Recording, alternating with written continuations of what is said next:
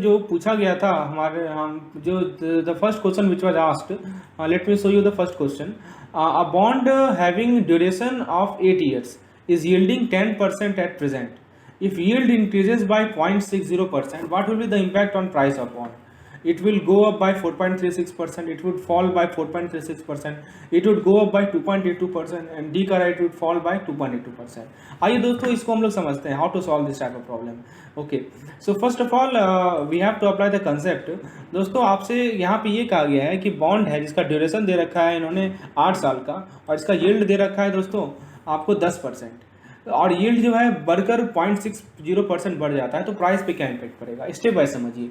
देखिए modified duration क्या होता है, Macaulay duration discounted by 1 period yield to maturity. यहाँ पे दोस्तों हम लोग मैकलॉ ड्यूरेशन जो है 8 साल का है, आप देख सकते हैं मैकलॉ ड्यूरेशन कितना है, 8 years का है. तो मॉडिफाइड ड्यूरेशन क्या हो जाएगा, Macaulay duration divided by 1 plus yield. आप देख सकते हैं दोस्तों हमारा जो मॉडिफाइड ड्यूरेशन होगा वो क्या होगा, that will be Macaulay duration divided by 1 plus yield. Okay, so अब आपका मैकलॉ ड्यूरेशन है कितना, सो मैकलॉ ड्यूरेशन आपको 8 years दिया हुआ है, राइट. और उसको आप यील्ड आपको कितना दे रखा है, 10%. 10% को आप 0.1 लिख सकते हैं ना, तो ये कितना हो जाएगा, 1.1 हो जाएगा. तो 8 डिवाइडेड बाय 1.1 कितना होगा, 7.2727 हो जाएगा. ठीक है. अब दोस्तों आप ये देखिए यहाँ तक आपने मॉडिफाइड ड्यूरेशन निकाल लिया. अब एक रिलेशनशिप होता है दोस्तों मॉडिफाइड ड्यूरेशन का, modified duration is equal to percentage change in price. Percentage change in price इसको नॉमिनेटर में लिखते हैं, और दोस्तों डिनोमिनेटर में हम लोग लिखते हैं परसेंटेज चेंज इन यील्ड. परसेंटेज चेंज इन यील्ड, ठीक है. तो ये हमारा मॉडिफाइड ड्यूरेशन का फॉर्मूला होता है. तो आप इसे अप्लाई कर लीजिए, ठीक है. इसे अप्लाई कर लीजिए. तो दोस्तों परसेंटेज चेंज इन प्राइस क्या हो जाएगा, माइनस, एक माइनस साइन भी होता है, क्योंकि दोस्तों प्राइस और यील्ड में आपको पता ही है कि इन्वर्स रिलेशन होता है, ठीक है. तो प्राइस बढ़ेगा तो यील्ड घटेगा. तो इस इन्वर्स वेरिएशन के लिए दोस्तों यहाँ पे हम लोग नेगेटिव साइन को इंट्रोड्यूस किए हैं. नेगेटिव साइन का पर्पस यही है कि प्राइस और यील्ड के बीच में जो इन्वर्स रिलेशनशिप है इसको दर्शाया गया है. अब आप ये बताइए दोस्तों मॉडिफाइड ड्यूरेशन कितना है हमारा, 7.2727, और यील्ड चेंज कितना है दोस्तों, 0.6%. तो यदि आप 7.2727 का 60% निकालेंगे तो आपको मिलेगा -4.3636%. यानी कि दोस्तों देख सकते हैं आप कि आपका प्राइस जो है 4.36% घट गया है ना. तो 4.36% will be decrease in the price. तो जरा ऑप्शन की बात करें, let us talk about the option in this question. So let us come back to this question दोस्तों. इस क्वेश्चन में यदि हम ऑप्शन की बात करें तो हमारा जो ऑप्शन था वो है दोस्तों, let me show you the question once more. हाँ देखिए हमारा जो ऑप्शन था वो क्या है दोस्तों,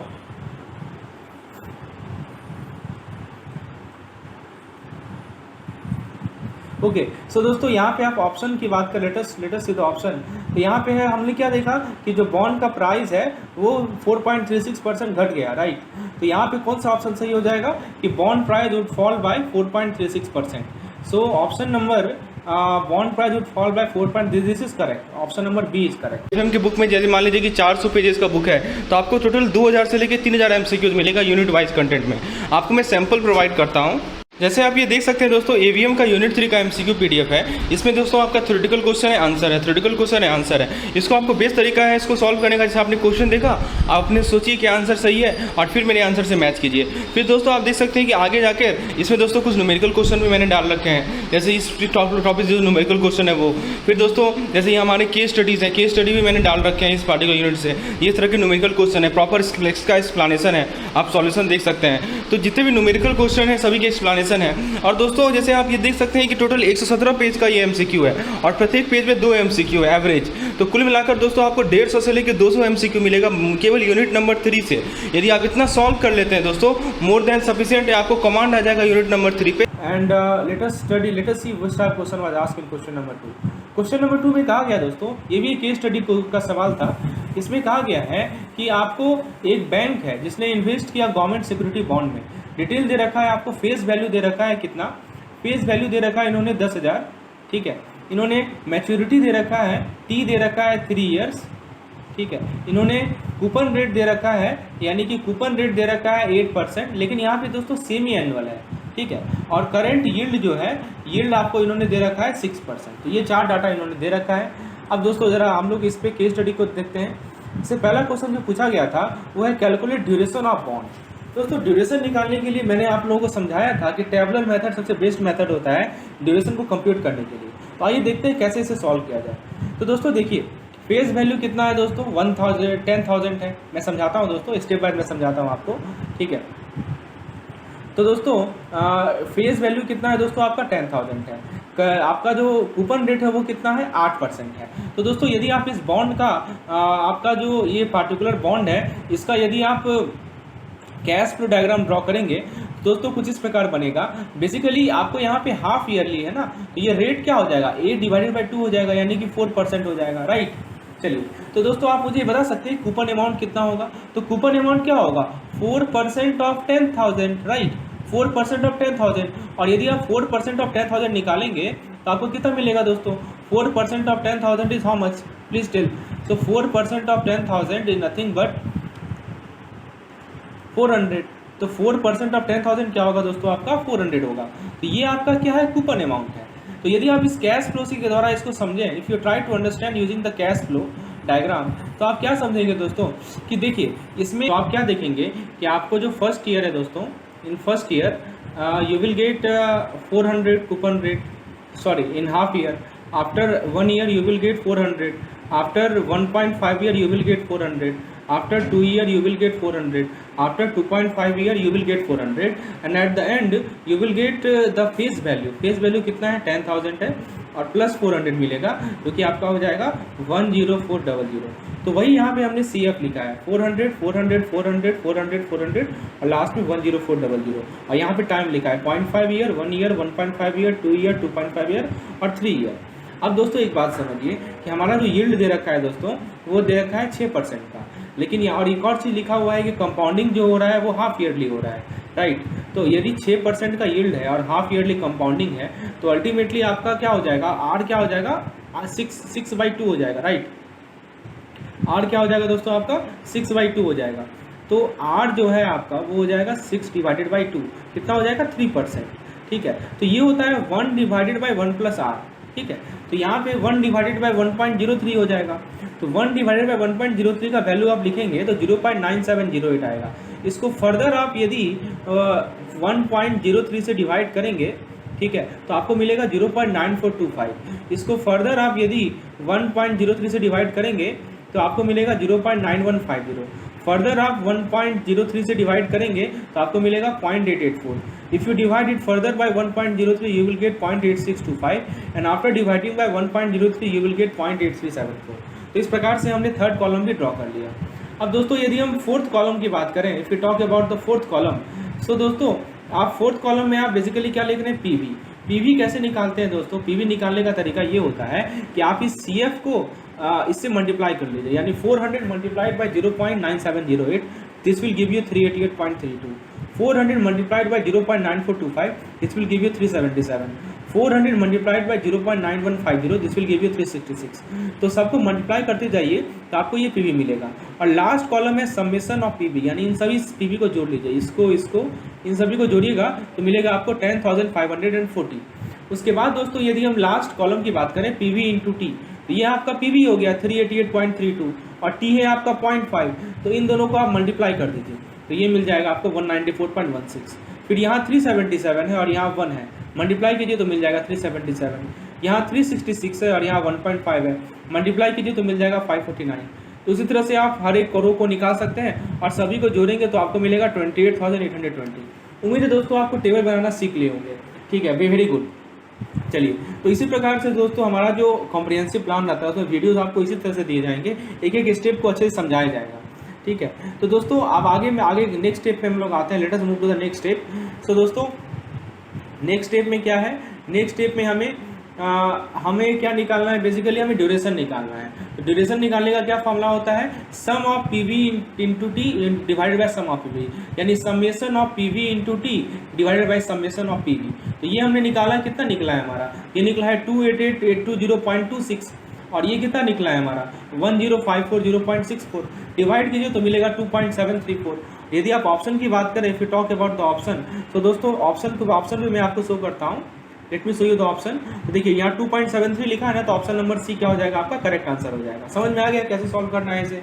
आइए क्वेश्चन नंबर 3 की बात करते हैं। तो दोस्तों क्वेश्चन नंबर 3 में जो सवाल पूछा गया था वो था calculate the modified duration of the above bond, यानी इसी बॉन्ड का आपको मॉडिफाइड ड्यूरेशन निकालना है। काफ़ी आसान है, आपको ड्यूरेशन पता चल गया ना। तो मॉडिफाइड ड्यूरेशन का फॉर्मूला होता है McLeod duration divided by 1 plus YTM divided by n। YTM कितना है दोस्तों? YTM है 6%, n कितना है दोस्तों? 2, ठीक है, क्योंकि क्वार्टरली कंपाउंडिंग है ना, तो n का वैल्यू 2 हो जाएगा। तो अगले पेज में हम लोग लेके चलते हैं आपको, और फिर मैं आपको बताता हूँ कैसे इसका मॉडिफाइड ड्यूरेशन निकालेंगे, ठीक है। तो दोस्तों यदि हम इसके मॉडिफाइड ड्यूरेशन की बात करें तो modified duration you will gate 2.734 which is the McLeod duration divided by 1 plus 0.3। अब आप पूछेंगे कि ये कैसे आया, तो बेसिकली ये कैसे आया मैं आपको बता देता हूँ। बेसिकली क्या है 1 plus YTM divided by n। YTM कितना है आपका 6% है, तो 0.06 हो जाएगा, राइट। और n कितना है आपका 2, तो ये कितना हो जाएगा 1 प्लस 0.03, ठीक है। तो ये कितना हो जाएगा 1.03। आपको समझ में आया कि डिनोमिनेटर में हमने 1.03 क्यों लिखा है? I think it is clear ना, राइट। तो इसीलिए जो मैकलॉड ड्यूरेशन आएगा वो आएगा 2.654। यदि हम ऑप्शन की बात करें तो ऑप्शन नंबर आपका बी करेक्ट होगा। देखिए एकदम सिंपल सा कंसेप्ट है, कंसेप्ट क्लियर है तो आप आसानी से क्वेश्चन को सॉल्व कर सकते हैं। सो हमारा टारगेट यही रहता है कि हम कंसेप्ट को क्लैरिटी रखें, राइट। चलिए आगे बढ़ते हैं दोस्तों। इसी प्रकार से जो लोग हमारे BFM के पिछले साल मेंटरशिप प्रोग्राम में जुड़े थे, लगभग AVM BFM में लगभग 90% लोग ने क्वालिफाई किया है अभी CIB का एग्जामिनेशन। तो दोस्तों आप इफेक्टिवनेस को समझ सकते हैं कि क्या इफेक्टिवनेस रहता है हमारे इस स्टडी का। चलिए आगे बढ़ते हैं दोस्तों, हम लोग नेक्स्ट क्वेश्चन पे आते हैं। Exposure ceiling limit are imposed by. देखिए दोस्तों ये थ्योरेटिकल क्वेश्चन पूछा गया था कि जो एक्सपोजर सीलिंग लिमिट है वो कौन इम्पोज करता है। तो पहला ऑप्शन है FIDI, foreign exchange development authority. उसके बाद दोस्तों हमारा है इंडिविजुअल बैंक, तीसरा है रिजर्व बैंक ऑफ इंडिया, चौथा है दोस्तों नन ऑफ द अबव। अब दोस्तों इसका सही आंसर है आपका option number C, that is Reserve Bank of India, यानी exposure ceiling limit Reserve Bank of India impose करती है, ठीक है। चलिए इस तरह का सवाल पूछा गया था, ज़्यादातर थ्योरेटिकल सवाल था, हमने न्यूमेरिकल भी देखा है और थ्योरेटिकल भी हम लोग आगे देखते हैं। दोस्तों नेक्स्ट जो सवाल पूछा गया था वो था in risk measurement the parameter that is exposed that is used to capture deviation of a target variable due to unit movement of a single market parameter say 1% change in interest rate is called। क्या कर रहा है दोस्तों, आपको वो parameter बताना है जिससे आप एक टारगेट वेरिएबल को कैप्चर कर सकते हैं। किस कारण से? Due to movement of a single market parameter. मान लीजिए कि कोई सिंगल मार्केट पैरामीटर है जिसमें आप 1% चेंज आया, तो उस कारण से आप यदि टारगेट वेरिएबल के डेविएशन को कैप्चर करना चाहते हैं तो इस पैरामीटर को क्या कहते हैं? Downside potential, volatility, sensitivity, migration. Correct answer इसका सेंसिटिविटी। दोस्तों पूरा डेफिनेशन बेस्ड क्वेश्चन है, ये सवाल सभी को पता होना चाहिए, इसका आंसर सभी को पता होना चाहिए। ये आपको बना के आना है इस क्वेश्चन को, गलत नहीं होना चाहिए इसमें, ठीक है। चलिए आगे बढ़ते हैं। FX clear is develop by, यानी कि FX क्लियर किसने डेवलप किया? देखिए इस तरह का सवाल पूछा गया था इस बार, ठीक है। ऑप्शन है RBI, CCIL, FIDI या SEBI। किसकी बात किया जा रहा है दोस्तों? FX clear. करेक्ट आंसर है दोस्तों FX clear is developed by clearing corporation of India limited, that is CCIL। इसका सही जवाब है दोस्तों CCIL। CCIL ने दोस्तों FX क्लियर को डेवलप किया है। चलिए आगे बढ़ते हैं दोस्तों, नेक्स्ट क्वेश्चन पे आते हैं। नेक्स्ट क्वेश्चन है the MIBOR is announced daily at around 9:50 AM। तो दोस्तों क्या सवाल पूछा गया है कि जो MIBOR है वो कब अनाउंस किया जाता है? 9:50 AM पे अनाउंस किया जाता है। किसके द्वारा अनाउंस किया जाता है? NSE के द्वारा, BSE के द्वारा, RBI के द्वारा या किसी के द्वारा नहीं? तो दोस्तों मैं आपको सही आंसर बताता हूँ इसका। NSE के द्वारा ये अनाउंस किया जाता है MIBOR, ठीक है, और 9:50 पे अनाउंस किया जाता है। Option number A is correct. Beneficiary of Exim bank line of credit, ठीक है। तो एक्सिम बैंक का जो है बेनिफिशियरी लाइन ऑफ क्रेडिट कौन होता है? Importer, exporter, sovereign government, AD bank. आपका एक्सिम बैंक का कंसेप्ट क्लियर होना चाहिए, तभी आप इसे सॉल्व कर सकते हैं दोस्तों। So let me talk about the correct answer to this question. So the correct answer is let me show you the correct answer. It is nothing but option number B, that is exporter. Exporter is the correct answer. Beneficiary of Exim Bank line of credit is exporter. Question number 9 is direct code means. Direct code का क्या meaning होता है दोस्तों? ये बहुत ही basic सा सवाल है और ये हम लोग बेसिक से पढ़ते हैं इस चीज़ को, राइट। तो ऑप्शन को जरा देखते हैं। The local currency is variable, the foreign currency is variable, A, B, A and B none of the above. बताइए क्या सही है? आप डायरेक्ट कोड का क्या मीनिंग समझते हैं ये बताइए। तो डायरेक्ट कोड का करेक्ट आंसर है option number A, that is local currency जो है हमारा वो क्या होगा? वेरिएबल होगा, ठीक है। जैसे कि मैं आपको बताऊं, यदि हम ऐसे लिखते हैं दोस्तों कि हमारा $1 इज इक्वल टू 70 रुपीज़ ठीक है। तो यहाँ पे हमने डॉलर को फिक्स कर लिया है और ये हमारा वेरिएबल है, रुपीज़ वेरिएबल। ठीक है, चलिए उसके बाद दोस्तों हम लोग नेक्स्ट सवाल पे आते हैं। Let us move to the next question.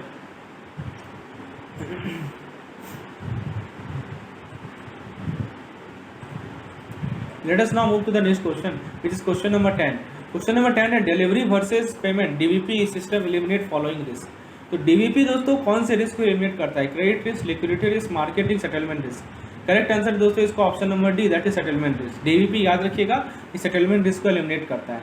Next सवाल है factoring is defined as agreement between the exporter and importer to factor the price of shipping goods into export invoice. दोस्तों यहाँ पे कीवर्ड पकड़िए, कीवर्ड है factor, to factor the price of shipping goods into the export invoice. B को पढ़िए, agreement between the financial institutions and importer to manage the credit portfolio of the exporter.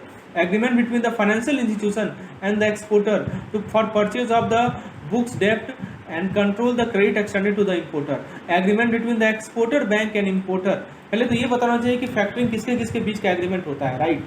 For discounting of export receivable without recourse. देखिए without recourse होता है, इसमें with recourse भी होता है, तो ऑप्शन डी तो होगा नहीं। आपको एलिमिनेशन मेथड को यूज करना चाहिए, राइट। और ये elimination method is the best way to solve such type of problem. कौन कौन सा ऑप्शन नहीं होगा उसको पहले छांटिए, तो डी तो नहीं होगा, राइट। इसका सही आंसर मैं आपको बताता हूँ, सी नंबर सही है कि जो फाइनेंशियल इंस्टीट्यूशन है और जो एक्सपोर्टर है वो आपस में एग्रीमेंट करती है कि मैं बुक डेट खरीद लूँगा और क्रेडिट को कंट्रोल करूँगा एक्सटेंडेड टू द इंपोर्टर। ठीक है, चलिए आगे सवाल देखते हैं। Maximum amount of open position और exposure the bank can expose itself at any time during the day to meet customer need और फॉर ट्रेडिंग पर्पसेस। मतलब ओपन पोजीशन कितना मैक्सिमम अमाउंट या एक्सपोजर बैंक अपने आप को एक्सपोज कर सकती है किसी भी समय में, डे समय में, ताकि कस्टमर के नीड को मीट कर सके या ट्रेडिंग ऑपरेशन को मीट कर सके। Day line limit, overnight limit, dealer size limit, dealer limit, deal size limit, क्या होगा बताइए दोस्तों। इसका करेक्ट आंसर है ऑप्शन नंबर ए, डे लाइट लिमिट। नाम क्वेश्चन में ही लिखा हुआ है दोस्तों कि ड्यूरिंग अ डे, आपको हिंट क्वेश्चन में ही दे दिया है, तो कुछ सोचना ही नहीं है, राइट। डे लाइट लिमिट होगा आंसर इसका। एक बार और भी लिमिट पढ़ लीजिएगा क्योंकि सवाल पूछने का चांस है। चलिए अगला क्वेश्चन देखते हैं दोस्तों। तो जो लोग यदि हमारे CIB के वीडियोस लेक्चर से जुड़ेंगे, ये हमारा जो ऑलरेडी अपलोडेड वीडियोज है उससे डिफरेंट वीडियोस होगा। इस फॉर्मेट में मैं आप लोगों को एक चीज़ कंसेप्ट क्लियर करता चलूँगा। आपको मैं जहाँ भी थ्योरी का जरूरत पड़ेगा वहाँ थ्योरी बताऊँगा, जहाँ MCQs का जरूरत पड़ेगा वहाँ पे हम लोग MCQs को डिस्कस करेंगे। चलिए क्वेश्चन को देखते हैं हम लोग। The balance of payment account are defined statement of the economic transaction between resident of a country and other country over a given period. B कर रहा है the statement of the economic transaction between resident of a country and the rest of world over a given period. C कर रहा है the difference between the export of good and services and import of goods and services over the period of year. और D कर रहा है the surplus और deficit on country international trade over a period. Balance of payment का definition पूछा गया है दोस्तों।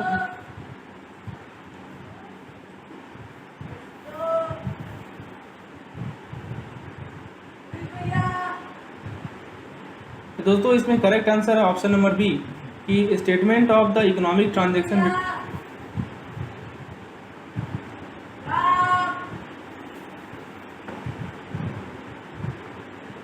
statement of the economic transaction between the resident of a country and the rest of world over a given period.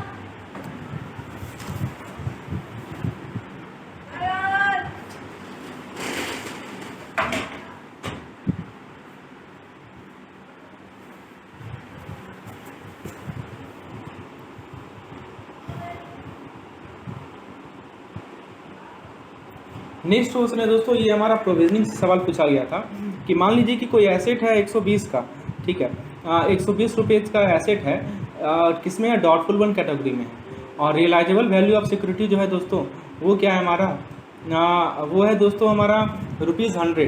तो provisioning requirement क्या होगा? बहुत ही सिंपल सवाल है। आपको एसेट का वैल्यू दे रखा है, let me write down the question here, okay, then I will explain it very clearly. So let us see the asset value. So आपको एसेट का जो वैल्यू दे रखा है वो दे रखा है दोस्तों कितना, that is given to you is 120, right. The value of asset is given 120।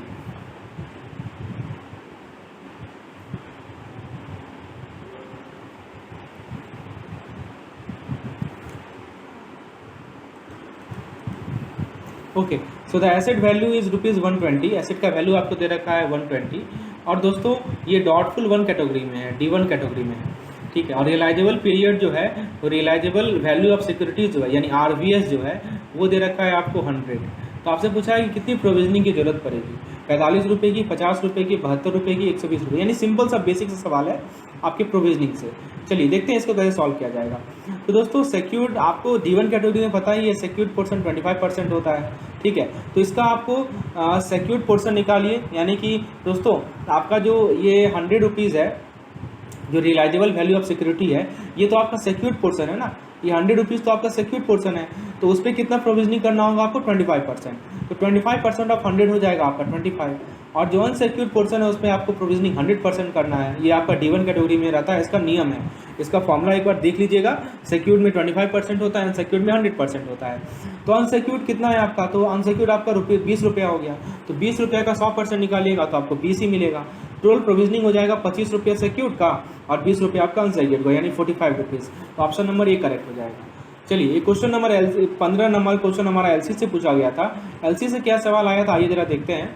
तो दोस्तों एलसी से सवाल पूछा गया था कि let me see you the question. So under article 14 of UCP 600 the reasonable time allot to an LC opening bank to examine and to reject the document is, मतलब आर्टिकल 14 जो है यूसीपीडीसी 600 का, उसमें कितना रीजनेबल टाइम है किसी एलसी ओपनिंग बैंक को एग्जामिन करना या रिजेक्ट करना डॉक्यूमेंट को। Option A not exceeding 5 business day from the date of receipt of the document, not exceeding 7 business day from the date of receipt of the document, not exceeding 5 business day from the date of receipt of the document, ठीक है। अब दोस्तों इसमें देखिए यहाँ after लिखा हुआ है या फ्रॉम लिखा हुआ, यही अंतर है, और यहाँ पे 7 बिजनेस डे। बताइए क्या सही आंसर है, अंतर है बस फ्रॉम और आफ्टर का, राइट। तो बताइए क्या सही आंसर है दोस्तों। इस क्वेश्चन का मैं आपको सही आंसर बताता हूँ, ऑप्शन नंबर सी करेक्ट है। ऑप्शन नंबर सी क्या कर रहा है दोस्तों कि not exceeding 5 business day after the date of receive of document, document receive होने के बाद 5 दिन के अंदर जो है उसको रिजेक्ट करना है तो रिजेक्ट कर लो, उसके बाद आपको समय नहीं मिलेगा, ठीक है। यही आंसर है इसका। तो उम्मीद है दोस्तों आपको ये कंसेप्ट क्लियर हो गया होगा। आगे बढ़ते हैं, let us see the next question which was asked, question number 16। Question number 16 था दोस्तों, in case of export through an approved Indian on warehouse abroad, मतलब कि आप यदि एक्सपोर्ट कर रहे हैं किसी approved Indian on warehouse abroad के द्वारा, तो रियलाइजेशन का टाइम लिमिट कितना है, 6 month, 12 month, 15 month, 18 month. So the correct answer to this question is option number C, that is 15 month. ये आपका फैक्ट बेस्ड क्वेश्चन है, इसीलिए कहा गया है दोस्तों ये सब फैक्चुअल बेस्ड क्वेश्चन है, इसको आपको थ्योरेटिकल क्वेश्चन के अंदर आता है। 15 months will be the correct answer. 17 number question है, India switch to floating exchange rate regime in, कब इंडिया स्विच किया फ्लोटिंग रेट रिजिम में। Option A 1992, 1993, 1994, 1995। So the correct answer is option B, that is 1993। Alice do ever purchase a put option, देखिए ये सवाल आपका module सी से है। Put option उसने खरीदा ब्रिटिश पाउंड का 0.04 पर यूनिट डॉलर, मतलब $1 का जो दाम था वो था 0.04 पर यूनिट, ठीक है। स्ट्राइक प्राइस था एक $1.80 और स्पॉट रेट जो था वो था $1.69। मान लीजिए कि 31,250 यूनिट था एक ब्रिटिश पाउंड ऑप्शन में, तो एलिस का नेट प्रॉफिट कितना होगा। तो आपके सामने 4 ऑप्शन दिया गया है, पहला है 5.3125, दूसरा है 6312, 0.6310, नन ऑफ द अबव। आइए इसे सॉल्व करते हैं दोस्तों, let us solve this question. So दोस्तों let me try to attempt this. आपको यहाँ पे profit per unit on exercising option, एक यूनिट पे कितना प्रॉफिट हो रहा है वो देखिए। तो दोस्तों कैसे पता कीजिएगा एक यूनिट पे कितना प्रॉफिट हो रहा है, तो यहाँ पे लिखा है कि पुट ऑप्शन जो है वो 0.04 पर यूनिट है, ठीक है। ये प्रीमियम है बेसिकली 0.04 का, है ना। तो बेसिकली प्रॉफिट जो है पर यूनिट कितना हो रहा है, तो स्ट्राइक प्राइस देखिए 1.80 है ना, और पुट ऑप्शन है, पुट ऑप्शन का मीनिंग समझते हैं ना, ठीक है। तो पुट ऑप्शन का स्ट्राइक प्राइस है 1.80 और जो स्पॉट रेट है वो है 1.69। तो बेसिकली आपको एक यूनिट पे कितना प्रॉफिट हो रहा है कैसे निकालिएगा, तो आप दोनों को माइनस कर दीजिए, यानी strike price minus spot price, तो ये कितना हो जाएगा 0.21 I think it is 0.11, right. तो 0.11 जो है डॉलर आपको एक यूनिट पे प्रॉफिट हो रहा है, राइट। एक यूनिट पे कितना प्रॉफिट हो रहा है 0.11 डॉलर, ठीक है 0.21। तो 0.21 डॉलर आपको पर यूनिट पे है और प्रीमियम कितना देना पड़ रहा है 0.04, माइनस कर लीजिए तो नेट प्रॉफिट कितना हो जाएगा 0.17, ठीक है। तो आपके पास कितना यूनिट है टोटल, आपके पास 31,250 31,250 यूनिट्स है। तो इस 31,250 पे नेट प्रॉफिट क्या होगा, उसको 0.7 से मल्टीप्लाई कर लीजिए तो आपको नेट प्रॉफिट मिल जाएगा 5312। तो इस क्वेश्चन को आप तभी सॉल्व कर सकते हैं जब आप पुट ऑप्शन को समझ रहे होंगे। पुट ऑप्शन का मीनिंग क्या होता है, कॉल ऑप्शन का मीनिंग क्या होता है, स्ट्राइक प्राइस क्या होता है, स्पॉट प्राइस क्या होता है, बेसिक सा सवाल है, आप इसे सॉल्व कर सकते हैं provided you understand the meaning of all this thing, right. Such question we are asked in this examination, okay. चलिए आगे बढ़ते हैं दोस्तों, नेक्स्ट क्वेश्चन पे आते हैं। Which of the following has been discontinued, EDF, Softex, ECB to BEF. बताइए किसे डिसकंटिन्यूड किया गया, आंसर है बीईएफ। ठीक है, treasury bill not issued for following term, 91 days, 182 days, 365 days और नन ऑफ द अबव। तो करेक्ट आंसर है 365। 91 के मल्टीपल में इशू होता है, 91, 182, 365 के लिए इशू नहीं होता है, 364 के लिए इशू होता है। नेक्स्ट क्वेश्चन है, difference between rate sensitive asset and rate sensitive liability is called interest rate maturity gap, interest rate negative gap, interest rate positive gap, interest rate sensitive gap. Correct answer है दोस्तों interest rate sensitive gap. Next question है, the issue of CP is govern by guideline issued by. Commercial paper का जो issues होता है वो कौन govern करता है, कौन गाइडलाइन देता है, आरबीआई, फिम्डा, सेबी या फेडरल।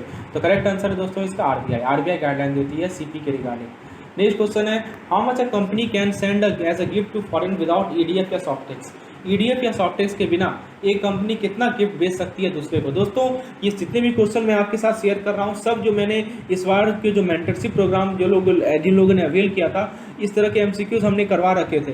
तो इनका फ़ायदा मिला उन लोगों को कि पहले से वो प्री प्लान हो गए, ऐसे एमसीक्यूज को प्रैक्टिस करके गए थे और फिर वो एग्जाम में आसानी से इस तरह के क्वेश्चन को कर पाए।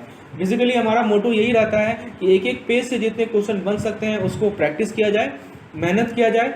डेली का डेली मैं आप लोगों को असाइनमेंट प्रोवाइड करता हूं, उसे आप लोग डेली कवर करते हैं। जो लोग मेंटरशिप प्रोग्राम में थे उनसे आप पता कर सकते हैं। ठीक है, so we have a daily target, we have a weekly target and we have monthly target and we try to achieve those target and finally if those target are achieved, finally CIV is easy to clear, right? So let us go continue this question. एक company gift देती है foreign को without EDF या सॉफ्टेक्स, कैसे, कितना दे सकती है? तो not more than 2 lakh rupees in value, not more than 5 lakh rupees in value, not more than 10 lakh rupees in value, not more than 25 lakh rupees in value. Correct answer is not more than 5 lakh rupees in value. 24 number question है, which liability should be record in statutory CRR. तो CRR को statute करने में कौन से liability को record किया जाएगा? Net tax provision, subsidy, banker acceptance facility, foreign outward remittance in transit. Correct answer is option number D, that is foreign outward remittance in transit. Next question is, which of the following is not underlying asset for derivative. Derivative के लिए कौन सा underlying asset नहीं है? Agriculture product, interest rate, forex, क्या? तो A है A only, A and B, A B C, A B C D only. Correct answer is option number 4, that is A B C D, सारा का सारा। चलिए, तो ये सभी के सभी अंडरलाइंग एसेट नहीं है डेरिवेटिव के लिए, राइट। तो दोस्तों ये था हमारा 25 क्वेश्चन का सेट। यदि आप चाहते हैं, हमारे पास पूरा का पूरा 100 क्वेश्चन अवेलेबल है, तो मैं ट्राई करूंगा कि और भी क्वेश्चन का सेट आपके साथ लेकर आऊँ, ताकि आप देख पाएँ कि किस तरह का सवाल पूछा जा रहा है। और यदि आप इस तरह के क्वेश्चन को प्रैक्टिस करना चाहते हैं तो please be part of our plan. We will guide you properly, you will get proper guidance and daily we will see your performance. Okay, we have mock test for that, we have MCQs planned for that. If you want any kind of assistance, यदि आपको किसी भी तरह की help चाहिए तो दोस्तों feel free to text me on this number. Let me show you the WhatsApp number, let me share with you the WhatsApp number. Okay, you can feel free to text me on this WhatsApp number.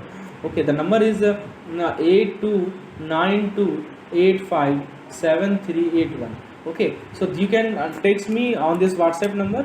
Okay, I will provide you the essential guidance. So thanks for watching this lesson. Please share this video with other CIV aspirant. Thank you.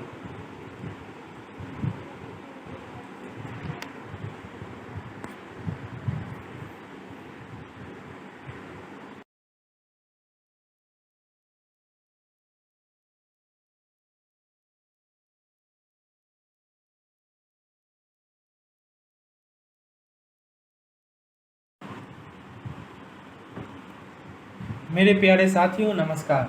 दोस्तों आज के इस video lesson में मैं discuss करूंगा अपने BFM के 4 दिसंबर को जो हमारा परीक्षा हुआ था उसका रिकॉर्ड क्वेश्चन। इससे पहले मैंने एक वीडियो बनाया था जिसमें हमने 25 क्वेश्चन डिस्कशन किए थे।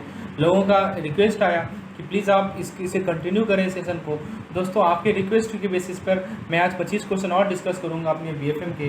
ये सेशन उनके लिए भी यूज़फुल है जो आगे बीएफएम का एग्ज़ाम देंगे, क्योंकि बीएफएम का सिलेबस वही है जो हमारा पहले से चलता आ रहा है। और साथ ही साथ जो 18 तारीख को एग्ज़ाम देने वाले हैं हमारे साथियों, उनके लिए भी सेशन काफ़ी ज़्यादा मददगार साबित होगी। दोस्तों सेशन को शुरुआत करने से पहले मैं जो अपने CIV का जो हमारा नया बैच है उसके बारे में आपको डिटेल बताना चाहता हूँ।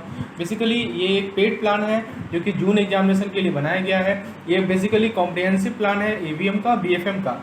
इसके अंदर बीएफएम में तो आपको पता ही है कि सिलेबस हमारा वही है, तो बीएफएम के का हम लोग प्लान ऑलरेडी स्टार्ट कर चुके हैं। इसमें मॉक टेस्ट का स्केड्यूल भी आ चुका है, जिसमें आपको पीडीएफ, थ्योरी वीडियोस, एमसीक्यूज़ दोस्तों एक पेड ग्रुप बनाया गया है प्रैक्टिस पर्पज़ के लिए, और आपको जितने भी इम्पोर्टेंट मॉक टेस्ट करवाए जाएंगे, जितने भी इम्पोर्टेंट एमसीक्यूज़ हैं, केस स्टडीज़ हैं, वो आपको मिलेंगे। यानी एक फुल्ली फ्लेजेड आपका प्रिपरेशन होगा, चाहे वो बीएफएम का हो, सेम ईवीएम का हो। दोस्तों जैसे ही हमारा एवीएफएम और बीआरबीएल का मटेरियल हमारे मार्केट में आएगा तो हम उसका भी प्लान स्टार्ट करेंगे। डिटेल जानकारी के लिए दोस्तों आप इस नंबर पे व्हाट्सएप कर सकते हैं। जिन लोगों को केवल पीडीएफ की रिक्वायरमेंट है तो वो केवल इस प्लान को ऑप्ट करें, that is plan which cost ₹300। इसमें आपको मैक्मिलन का unsolved problem explanation, theory PDF, MCQs PDF सभी कुछ मिल जाएंगे। केवल पीडीएफ आपको गूगल ड्राइव से शेयर किया जाएगा, और मॉक टेस्ट प्लान है हमारे पास। इसके अलावा दोस्तों एमसीक्यू पेड प्लान है। चलिए दोस्तों, जिन लोगों को इससे रिलेटेड कोई जानकारी चाहिए तो इस नंबर पे आप मुझे व्हाट्सएप करें तो मैं आपको डिटेल बताऊंगा। चलिए दोस्तों, शुरुआत करते हैं आज के इस वीडियो लेसन को अपने पहले क्वेश्चन के साथ, जो कि हमारा इस साल जो दिसंबर में परीक्षा हुआ है उसमें जो पूछा गया क्वेश्चन है। आइए देखते हैं। सो let us begin with the first question. तो दोस्तों पहला क्वेश्चन जो पूछा गया था वो है which capital is use to absorb full loss. ठीक है दोस्तों, जैसा कि आपको पता है कि थ्योरेटिकल क्वेश्चन कुछ ज़्यादा पूछे गए थे, तो आज हम लोग वही थ्योरेटिकल क्वेश्चन को देखने वाले हैं कि किस तरह के थ्योरेटिकल क्वेश्चन पूछे गए थे। That is what we are going to see. तो किस कैपिटल, कौन सा ऐसा कैपिटल है जो कि फुल लॉस को एब्जॉर्ब करता है? Tier 2 capital, going concern capital, going concern capital, RNCPS. दोस्तों इस क्वेश्चन का सही जवाब मैं आपको बताता हूँ। Let me tell you the correct answer to this question. So दोस्तों correct answer to this question is, let me tell you, option number C. देखिए दोस्तों, एक होता है गोन कंसर्न कैपिटल, ठीक है मैं आपको बता दूं, एक होता है दोस्तों गोन कंसर्न कैपिटल। तो गोन कंसर्न कैपिटल को हम लोग टीयर 1, टीयर 2 को कहते हैं, और एक होता है दोस्तों गोइंग कंसर्न कैपिटल, ये होता है हमारा टीयर 1। तो टीयर 2 जो होता है एक ऐसा कैपिटल होता है जो कि लॉस को एब्जॉर्ब करेगा लिक्विडेशन के समय में, और टीयर 1 कैपिटल ऐसा कैपिटल होता है जो कि लॉस को एब्जॉर्ब करेगा विदाउट लीडिंग टू बैंकरप्सी, बिना बैंकरप्सी किए। तो सबसे ज़्यादा लॉस एब्जॉर्बिंग कैपेसिटी होता है दोस्तों गोइंग कंसर्न कैपिटल का, जो कि हमारा होता है दोस्तों टीयर 1 कैपिटल, राइट। तो इसीलिए आप ऑप्शन को देखिए दोबारा, आपको मैं ऑप्शन दोबारा दिखाता हूँ। तो देखिए, late me show you the option. तो देखिए यहाँ पे ऑप्शन सी में लिखा है गोइंग कंसर्न कैपिटल। तो मैंने अब यहाँ पे आपको बताया ये जो गोइंग कंसर्न कैपिटल है ये हमारा टीयर 1 कैपिटल है, इसकी सबसे ज़्यादा लॉस एब्जॉर्बिंग कैपेसिटी होती है। टीयर 2 कैपिटल और गोइंग कंसर्न कैपिटल एक ही कैपिटल है, इसकी कम होती है। तो option number C will be correct. चलिए आगे बढ़ते हैं दोस्तों, नेक्स्ट क्वेश्चन पे आते हैं। Let us come to the next question. Question number 2 है कि CRAR does not fully capture which risk. तो दोस्तों बुक के अंदर से सवाल पूछा गया है कि CRAR किस रिस्क को कैप्चर नहीं करता है? Strategic risk, market risk, operation risk, settlement risk. तो दोस्तों इसका सही जवाब मैं आपको बताता हूँ। इसका सही जवाब है ए और डी, ठीक है। यानी कि दोस्तों यहाँ पे हमारा जो हमारा CRAR है वो ना ही स्ट्रेटजिक रिस्क को कैप्चर करता है फुल्ली, और ना ही दोस्तों हमारा सेटलमेंट रिस्क को कैप्चर करता है। बाकी मार्केट रिस्क और ऑपरेशनल रिस्क को ये फुल्ली कैप्चर करता है। So option A and D R correct. Question number 3 पूछा गया था कि कौन सा कंट्री है जो कि एशियन क्लियरिंग यूनियन, आपको पता है दोस्तों ACU, ठीक है, एशियन क्लियरिंग यूनियन का कौन सा कंट्री मेंबर नहीं है? सिंगापुर, इंडिया, बांग्लादेश और ईरान। तो आपको बताना है दोस्तों इनमें से कौन सा कंट्री है जो कि ACU का मेंबर नहीं है। करेक्ट आंसर है दोस्तों Singapore. Singapore is not a member of ACU, ठीक है। तो this type of theoretical question were asked, year based question were asked, okay. So now let us see the next question. अब हम लोग next question पे आते हैं दोस्तों। The next question of question number 4, the time period of notice money. बहुत ही simple question है, इसका तो जवाब आपको देना ही है। यदि आप इस तरह के क्वेश्चन का जवाब नहीं देते हैं तो दोस्तों आप ये एक्सपेक्टेशन मत रखिए कि आपसे BFM का पेपर निकल जाएगा। This are very easy question. 1 day, more than 1 day, up to 14 days, more than 14 days, more than 15 days. बताइए नोटिस मनी का टाइम पीरियड कितना होता है? तो आंसर है दोस्तों option number B, that is 1 से लेकर 14 दिन तक का होता है। क्वेश्चन नंबर 5 है, in case of zero coupon bond the modified duration would be dash than the term of maturity. देखिए क्या है दोस्तों, क्या सवाल पूछा जा रहा है कि जो आपका जीरो कूपन बॉन्ड है, यहाँ पे कीवर्ड है जीरो कूपन बॉन्ड, उस केस में जो आपका मॉडिफाइड ड्यूरेशन होगा और जो मैच्योरिटी का टर्म होगा उसमें क्या ज़्यादा होगा? मॉडिफाइड ड्यूरेशन ज़्यादा होगा या स्मॉलर होगा या सेम होगा या इनमें से कुछ भी? तो दोस्तों इसका सही जवाब मैं आपको बताता हूँ। इसका सही जवाब है कि सेम होगा। तो याद रखिएगा ये कंसेप्ट भी है। जीरो कूपन बॉन्ड हम लोगों ने एवीएम में पढ़ रखा है। जीरो कूपन बॉन्ड में कूपन अमाउंट नहीं के बराबर होता है, जीरो होता है। तो उसमें मॉडिफाइड ड्यूरेशन जो है और टर्म ऑफ मैच्योरिटी के बराबर होता है। यानी कि मान लीजिए कि बॉन्ड 5 साल के लिए दिया गया तो मॉडिफाइड ड्यूरेशन भी 5 ईयर हो जाएगा। ठीक है, तो ये कंसेप्ट है। Modified duration is same as the term of maturity in case of zero coupon bond. This thing you should keep in mind. Okay, अब दोस्तों नेक्स्ट सवाल पे आगे बढ़ते हैं हम लोग। क्वेश्चन नंबर 6 पे आते हैं। एज पर आर्टिकल 14 ऑफ यूसीपीडीसी 600 क्या पूछा गया दोस्तों? यूसीपीडीसी 600 का article number 14, bank will get only dash days to accept और रिफ्यूज डॉक्यूमेंट। तो बैंकों को कितना समय दिया जाता है किसी डॉक्यूमेंट को एक्सेप्ट करना या रिफ्यूज करना? 5 days, 5 banking days, 14 days, 21 days. बहुत अच्छा सवाल है। तो दोस्तों इसका सही जवाब मैं आपको बता देता हूँ। The correct answer to this question is 5 banking days. Option number B is correct. मतलब यूसीपीडीसी 600 का आर्टिकल 14 ये कहता है कि बैंक को 5 बैंकिंग डेज मिलेगा किसी डॉक्यूमेंट को एक्सेप्ट करना या रिफ्यूज करना। नेक्स्ट क्वेश्चन है दोस्तों, where the goods are exported to the warehouse established outside India with permission of RBI, the export bill should be realized within dash month from the date of shipment of good। मान लीजिए कि आज मैंने shipment कर दिया, ध्यान से समझिएगा दोस्तों क्वेश्चन को। आज मैंने शिपमेंट कर दिया, आज यानी कि आपका डेट है 14 दिसंबर। ठीक है, तो जब आप गुड्स को एक्सपोर्ट कर रहे हैं किसी वेयर हाउस में, ठीक है, जो कि इंडिया से बाहर इस्टेब्लिश्ड है RBI के परमिशन से, तो एक्सपोर्ट बिल जो है कितने महीना में रियलाइज हो जाएगा, ये सवाल है। 9 महीना में, 12 महीना में, 15 महीना में या 21 महीना में? So this is the question which was asked. तो बताइए क्या सही जवाब है, आप लोग बताइए। Please tell the correct answer to this question. So this type of MCQs we discuss in our daily session. जो लोग कॉम्प्रिहेंसिव प्लान के बारे में उत्सुकता रखते हैं, जानना चाहते हैं, तो basically this way the question we have already discussed. और दोस्तों यदि हम 3-4 बार चीज़ को रिवाइज करेंगे ना, तो आप इस तरह के क्वेश्चन को आसानी से सॉल्व कर सकते हैं। तो आगे आने वाले जो हमारे कैंडिडेट्स हैं जो आगे का प्रिपरेशन करना चाहते हैं, तो आप देख सकते हैं कि दोस्तों हमारा जो कॉम्प्रिहेंसिव प्लान है इसमें इस तरह के क्वेश्चन डेली बेसिस पे करवाए जाते हैं। So you can take help of this type of plans. So आपसे इसका सही आंसर है दोस्तों option number C, that is 15 month. जब आप गुड्स को वेयर हाउस में एक्सपोर्ट करते हैं और वो वेयर हाउस जो कि भारत से बाहर इस्टेब्लिश है RBI के परमिशन के साथ, तो एक्सपोर्ट बिल का रियलाइजेशन 15 मंथ के अंदर होना चाहिए, डेट ऑफ शिपमेंट के अंदर। दोस्तों नेक्स्ट सवाल है, availability of wide varieties of derivative tool is की टू मैनेजिंग मेनली। यानी आपके पास जो है डेरिवेटिव टूल बहुत सारा है, इससे आप क्या मैनेज कर सकते हैं? Treasury portfolio, liquidity of bank, currency और इंटरेस्ट रिस्क, और नन ऑफ द अबव। बताइए, आपके पास दोस्तों wide variety of derivative tool है, इसके अवेलेबल है, तो इसके आप क्या मैनेज कर सकते हैं? तो करेक्ट आंसर है दोस्तों, इसे आप करेंसी या इंटरेस्ट रेट रिस्क को मैनेज कर सकते हैं। This is the advantage of having wide variety of derivative tool, that you can manage currency और interest rate risk. Question number 9 है दोस्तों कि जो टॉलरेंस का जो लिमिट है, the limit of tolerance level for risk shall be approved by. तो tolerance level का लिमिट जो है, रिस्क टॉलरेंस लेवल का जो लिमिट है वो कौन अप्रूव करेगा? MD and CEO, board of director, ठीक है, senior management, none of the above. तो दोस्तों आपको बताना है कि ये टॉलरेंस लेवल का लिमिट कौन अप्रूव करता है? Correct answer is option number B, that is board of director. Question number 10 है दोस्तों, ये बहुत अच्छा सवाल है, ये LC से क्वेश्चन पूछा गया था कि एक इम्पोर्टर है, उसने 100 कार का ऑर्डर किया LC के अंतर्गत एक एक्सपोर्टर से, जो कि जिसे क्या करना है, भारत में डिलीवर करना है। समझिए दोस्तों, एक इंपोर्टर है, ठीक है, और ये हमारा एक्सपोर्टर है। इसने क्या बोला इसे कि मुझे 100 कार चाहिए, हाँ, और ये इंपोर्टर जो है भारत में है। चलिए ठीक है, the exporter started working on it and after some time exporter went to bank for some cash to get his work done. ठीक है, तो कुछ समय बाद जो वो जो एक्सपोर्टर है वो गया किसके पास? बैंक के पास गया, ठीक है, कुछ कैश चाहिए था उसको अपने काम को करने के लिए। But when he visited the bank said that importer has asked us not to pay any money and import will cancel order। मतलब बैंक के पास जब वो गया एक्सपोर्टर, तो उस बैंक ने एक्सपोर्टर को ये कहा कि जो इम्पोर्टर है उसने मुझे कहा है कि कोई पैसा नहीं देने के लिए। तो एक्सपोर्टर ने फिर क्या कहा? Exporter asked from bank that on what ground the importer is cancelling this order।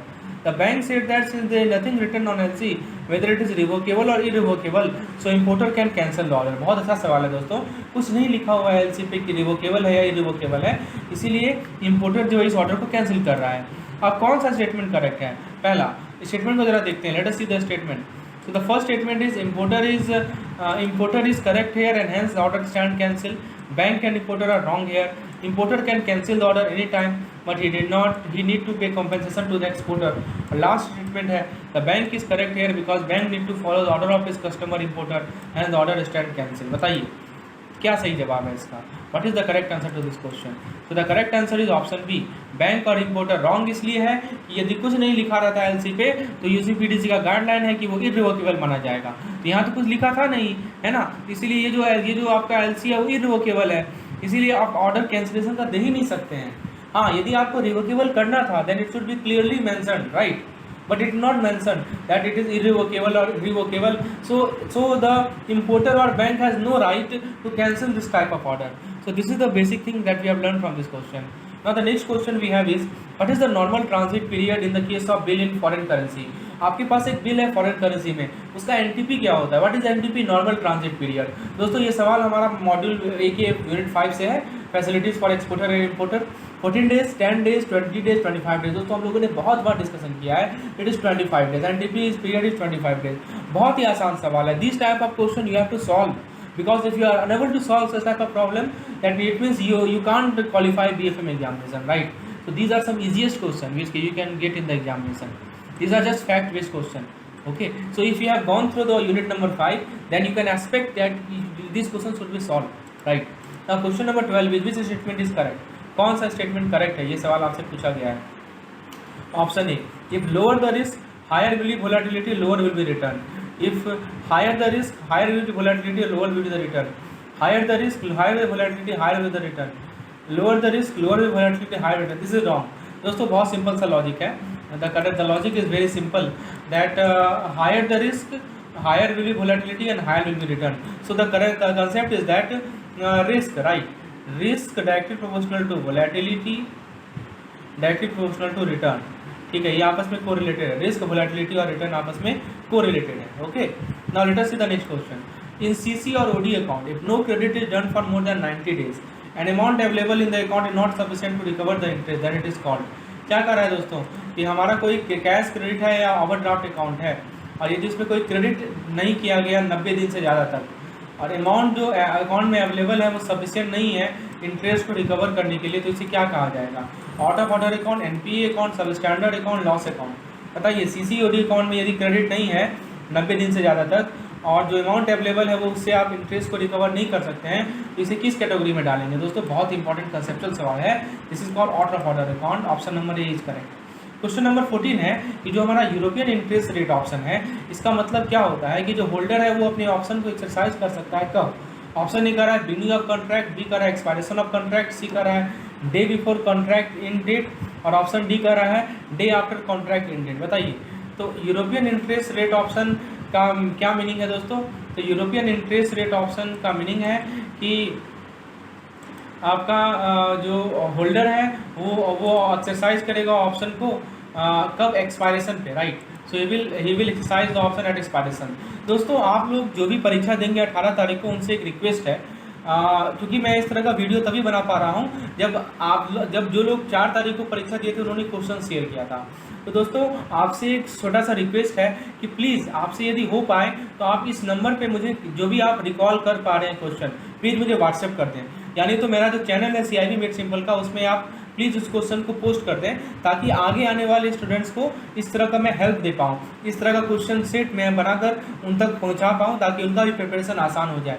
So if you want that all the people, all the rest aspirant who are aspiring for the next CIB examination, if you want to help them, so this is the best way to help them. What you have to do, you have to just send me the recall memory based question on this number on 18th of this month, right? So that this may be useful for upcoming CIB aspirant. Okay दोस्तों, चलिए आगे बढ़ते हैं। Question number 15, how many country risk classification are there in ECGC open power? बहुत ही simple question है दोस्तों, आप देख सकते हैं क्वेश्चन टफ नहीं पूछा गया है, बीच में आसान क्वेश्चन है, राइट, लेकिन आपका कंसेप्चुअली स्ट्रॉन्ग रहना पड़ेगा। ECGC का जो ओपन पावर कैटेगरी है उसके अंदर कितने कंट्री रिस्क क्लासिफिकेशन है? 5 है, 6 है, 7 है या नन ऑफ दीज है? बहुत ही कंसेप्चुअल क्वेश्चन है, फैक्चुअल बेस्ड क्वेश्चन है। करेक्ट आंसर है दोस्तों इसका 7, right. Now instrument having lower demand, having lower trading volume are expose to. बताइए, आपको ये बताना है कि वैसा इंस्ट्रूमेंट जिनके पास डिमांड कम है, ठीक है, और जिनका ट्रेडिंग वॉल्यूम भी कम है, वो कैसे रिस्क से एक्सपोज होते हैं? Operation risk, asset liquidation risk, interest rate risk, credit risk. दोस्तों बुक में साफ साफ लिखा हुआ है और हम लोगों ने अपने मेंटरशिप प्रोग्राम में ऑलरेडी डिस्कस किया था इसे, कि वैसा इंस्ट्रूमेंट जिसका कम डिमांड होता है, जिसका लोअर ट्रेडिंग वॉल्यूम होता है, वो एक्सपोज होता है हमारा लिक्विडेशन रिस्क से, इसके लिक्विडेशन रिस्क से। और मोर स्पेसिफिकली यदि हम बात करें तो वो है हमारा एसेट लिक्विडेशन रिस्क, ठीक है। तो it is asset liquidation risk to which instrument having lower demand and having lower trading volume are expose to, option number B, that is asset liquidation risk. चलिए कंसेप्ट क्लियर है, आगे बढ़ते हैं, let us move forward. Question number 17, an agricultural loan, question पूछा गया है कि एक एग्रीकल्चरल लोन ग्रांट किया गया शॉर्ट ड्यूरेशन क्रॉप के लिए, उसको एनपीए कब ट्रीट करेंगे। ऑब्वियस सी बात है, आप उसे नॉन परफॉर्मिंग एसेट में ट्रीटमेंट कर रहे हैं तो ऑब्वियस सी बात है कि इसका जो इंटरेस्ट है, इंस्टॉलमेंट है, वो अनपेड रहेगा। लेकिन कितने दिनों तक अनपेड रहेगा, दिस इज द क्वेश्चन। यहाँ पे कीवर्ड है शॉर्ट ड्यूरेशन क्रॉप, राइट, और कीवर्ड है एनपीए। तो एनपीए शॉर्ट ड्यूरेशन क्रॉप कब तक अनपेड, यदि इंटरेस्ट या इंस्टॉलमेंट अनपेड है 1 crop season, 2 crop season, 3 crop season, 1 year. बताइए क्या सही जवाब है। So the correct answer to this question is, let me tell you what is the correct answer to this question, that is 2 crop season। यदि मान लीजिए किसी भी एग्रीकल्चरल लोन का जो भी ग्रांट किया गया है शॉर्ट ड्यूरेशन क्रॉप के लिए, एनपीए तब कहलाता है जब इंटरेस्ट या इंस्टॉलमेंट जो है 2 क्रॉप सीजन तक अनपेड रहता है। चलिए आगे बढ़ते हैं, let us move forward to the next question. Question number 18, the outstanding balance in the CC और ओडी अकाउंट। दोस्तों सीसी होता है कैश क्रेडिट, ओडी होता है overdraft, is less than the sanction limit, ठीक है, but there are no credit continuously for 90 days और the outstanding balance in the CC or D account is less than the sanction limit, ठीक है। तो ऐसे account को क्या कहते हैं, out of order, overdue, over factor, और लास्ट ऑप्शन है ओवर ड्यू फैक्टर। बताइए क्या कहते हैं ऐसे अकाउंट को, so it is called out of order account. Next is when a person buys and sell the foreign currency to take the advantage of interest rate difference, it is called. तो जब भी कोई आदमी foreign currency को खरीदता है या बेचता है ताकि वो इंटरेस्ट रेट का डिफरेंस का एडवांटेज ले सके, इसे क्या कहते हैं, future, swap, forward, none of the above. तो एक आदमी फॉरेन करेंसी को खरीद रहा है, बेच रहा है ताकि वो इंटरेस्ट रेट डिफरेंस का एडवांटेज ले सके, तो इसे हम लोग क्या कहते हैं, is it called future, it is called swap, is it called forward, तो it is called swap, right, इसको हम लोग स्वैप कहते हैं। दोस्तों स्वैप से सवाल कभी कभी पूछा जाता है, ठीक है। When a person buys an option to reduce risk, arbitrage, swap, hedging, speculation. तो जब भी पर्सन ऑप्शन को खरीदता है ताकि रिस्क को कम कर सकें, इसे क्या कहते हैं, आर्बिट्रेज कहते हैं, स्वैप कहते हैं, हेजिंग कहते हैं या स्पेकुलेशन कहते हैं, तो इज कॉल्ड हेजिंग। चलिए तो दोस्तों ये था हमारा आज का सवाल। और भी मैं क्वेश्चन पोस्ट करूंगा जैसे मैं कलेक्ट करता हूं, तो आपसे एक रिक्वेस्ट है, आप भी जो एग्जाम दे के आए तो जो भी क्वेश्चन आपके दिमाग में है प्लीज़ मुझे इस नंबर पर व्हाट्सएप कर दें, ठीक है, ताकि आपका आप चाहते हैं कि आगे आने वाले CIB एस्पिरेंट को मैं इसी तरह हेल्प कर सकूँ, तो उनका भी भला हो जाएगा। चलिए तो यदि आपकी कोई और रिक्वेस्ट है तो आप please mention it in the comment section, I will try to fulfil that request. धन्यवाद बने रहने के लिए। यदि आपको CIB पेड प्लान का मेंबर होना है, यदि हमारे साथ जुड़ना है, हमारे साथ CIB को क्लियर करना है दोस्तों, तो please WhatsApp on this number, I will provide you the detail of paid plan, okay, which we have already started. और दोस्तों उसमें आपको टाइम टू टाइम गाइडेंस दी जाएगी। धन्यवाद।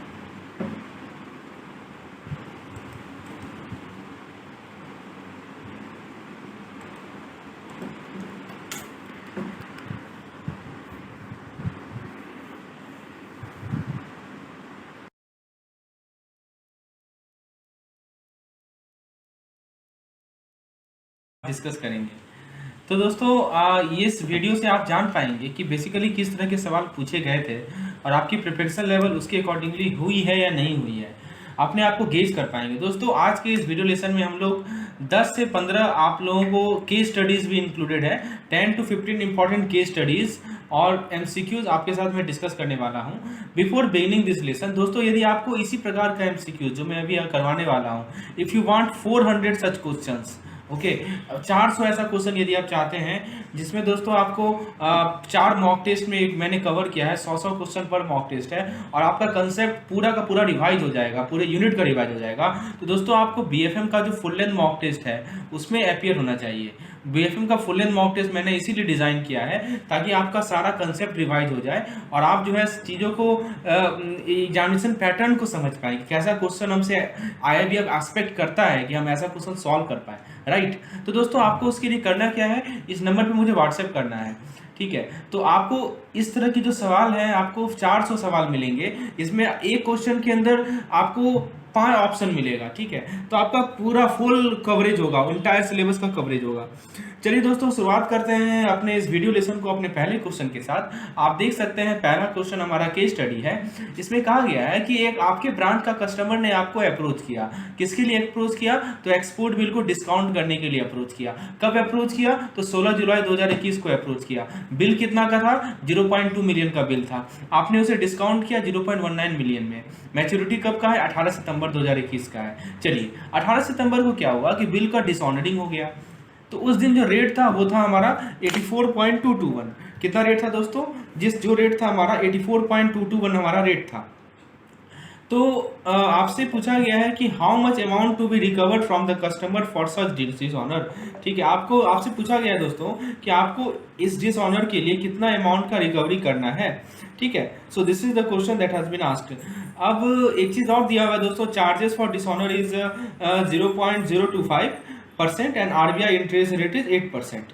चलिए दोस्तों, ये जो सवाल है इसको मैं आपको समझाता हूं कि कैसे आपको इसको स्टेप बाय स्टेप करना है। दोस्तों एक बात ध्यान से समझिएगा दोस्तों, ये इस सवाल का आप यदि अपनी मैक्मिलन बुक का एग्जाम्पल नंबर 2 देखें, पेज नंबर 20 में खोलिए, एग्जाम्पल नंबर 2 देखिए, सेम सवाल है। ठीक है, सेम कंसेप्ट बेस्ड सवाल है। तो दोस्तों आपको मैं ये सजेशन दे रहा हूं कि जो बीएफएम के बुक के इंटरनल क्वेश्चन है ना, उसको जरूर करके जाइए। सवाल वहीं से आते हैं, मैक्सिमम केस स्टडी वहीं से आते हैं। आप देखेंगे कि बीएफएम के बुक के अंदर बहुत सारा आपका सैंपल क्वेश्चंस दे रखे हैं, सॉल्व क्वेश्चन दे रखे हैं। प्लीज आपसे मैं रिक्वेस्ट करूंगा कि उसे सॉल्व करें। चलिए दोबारा इस सवाल पे आते हैं। यहाँ पे क्या हो रहा है दोस्तों कि आपका जो बिल है वो डिसऑनर हो रहा है। ठीक है, डिसऑनर होने का मतलब क्या हुआ है कि कैंसिल हो रहा है। समझ रहे हैं बात को? डिसऑनर होने का मतलब ये हुआ कि कैंसिल हो रहा है। ठीक है, अब देखिए सबसे पहले बात यहाँ पे कीवर्ड को समझिए। Let us understand the keyword here. तो पहला कीवर्ड है दोस्तों, यहाँ पे आप देख सकते हैं कि एक्सपोर्ट लिखा हुआ है। क्या लिखा हुआ है दोस्तों? प्लीज सी, आपको मैं स्टेप बाय स्टेप समझाता हूँ। ये एक्सपोर्ट बिल है। एक्सपोर्ट बिल से आप क्या समझ रहे हैं? क्योंकि ये बिल आपका एक्सपोर्ट बिल है, इसका मतलब ये हुआ कि इस पे बाइंग रेट, इसको बुक किया गया था बाइंग रेट पे। That means it was booked on buying rate. ठीक है, it was booked on buying rate. ठीक है, और दोस्तों आपको पता है कि जब कैंसिलेशन हम लोग करते हैं वो जो रेट होता है बैंक का, जो अपोजिट टीटी रेट पे करते हैं, राइट। कैंसिलेशन को कहाँ करते हैं हम लोग? Banks opposite TT rate. ठीक है, so we know all this fact that cancellation is done as bank opposite TT rate। ठीक है, तो यहाँ पे बाइंग रेट पे बुक हुआ था। इसका मतलब कि बिल का जो कैंसिलेशन होगा वो किस रेट पे होगा? सेलिंग रेट पे होगा। अब सेलिंग रेट है कितना? यहाँ पे देखिए, यहाँ लिखा है ना कि 18 सितंबर को जब डिसऑनर किया गया उस दिन रेट था हमारा 84.221 बाइंग रेट है और 84.228 हमारा सेलिंग रेट है। यानी कि कैंसिलेशन किस रेट पे होगा? 84.228 के रेट पे होगा, राइट। चलिए यहाँ तक तो क्लियर है, बेसिक कंसेप्ट है। अब आप ये बताइए दोस्तों कि ये तो हमारा 1 पाउंड बराबर इतना रुपीस है। एक्चुअल कितना का डिसऑनर हुआ? कितना अमाउंट का डिसऑनर हुआ ये बताइए मुझे। क्योंकि दोस्तों आप यहाँ देख सकते हैं कि 0.19 मिलियन, यहाँ पढ़िए ना, you have discount it for 0.19 million with a maturity on 18 सितंबर। ठीक है, तो डिस्काउंट करके आपने 0.19 मिलियन कट तक डिस्काउंट किया था और वही कैंसिल हो गया। तो दोस्तों यदि हम एक्चुअल अमाउंट का बताएं, एक्चुअल अमाउंट निकालें, वो क्या हो जाएगा? तो आप सिंपल सा रूल है, 1 मिलियन जो है वो है हमारा 84.228 रुपीज। तो 0.19 मिलियन कितना रुपीज होगा? यूनिटरी मेथड लगाइए ना। तो 0.19 को आप क्या करेंगे? 84.228 से मल्टीप्लाई करेंगे, राइट। अब दोस्तों एक बात और, 1 मिलियन जो होता है वो होता है हमारा 10 लाख। ठीक है, इसको 10 लाख से मल्टीप्लाई कर दिया ताकि आपको रुपीज में आंसर आ जाए। इसको यदि आप कैलकुलेट करेंगे दोस्तों, यू विल गेट 16003320। आप प्लीज कैलकुलेट करके देखिए। Please try to solve this question on your own, okay, and then match the answer with mind. Okay, तो यू विल गेट 16003320। चलिए अब दोस्तों ये सवाल आपका सीआईबी में पूछा गया, इसीलिए ध्यान से समझिए दोस्तों। This question was asked in the CIB okay examination. अब देखिए दोस्तों, अब आपको यहाँ पे दे रखा है कि डिसऑनर का चार्जेस है वो कितना है? 0.025%।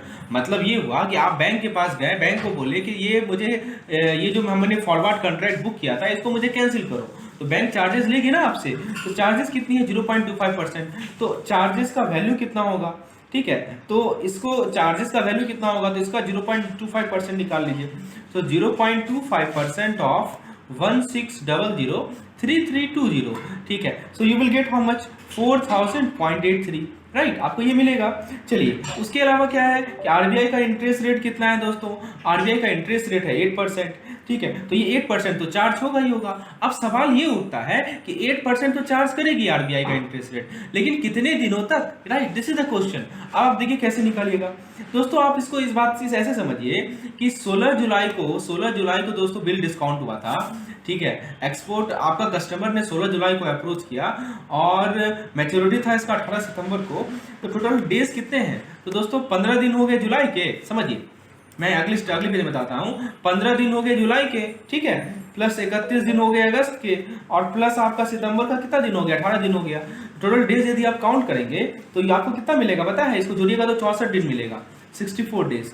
तो ये ठीक है, आपको पता चल गया कि इंटरेस्ट रेट 64 दिन के लिए काउंट करना है। अब आप ये बताइए एक्चुअल इंटरेस्ट का वैल्यू कितना होगा, तो बेसिक है ना, P into R into T upon 100।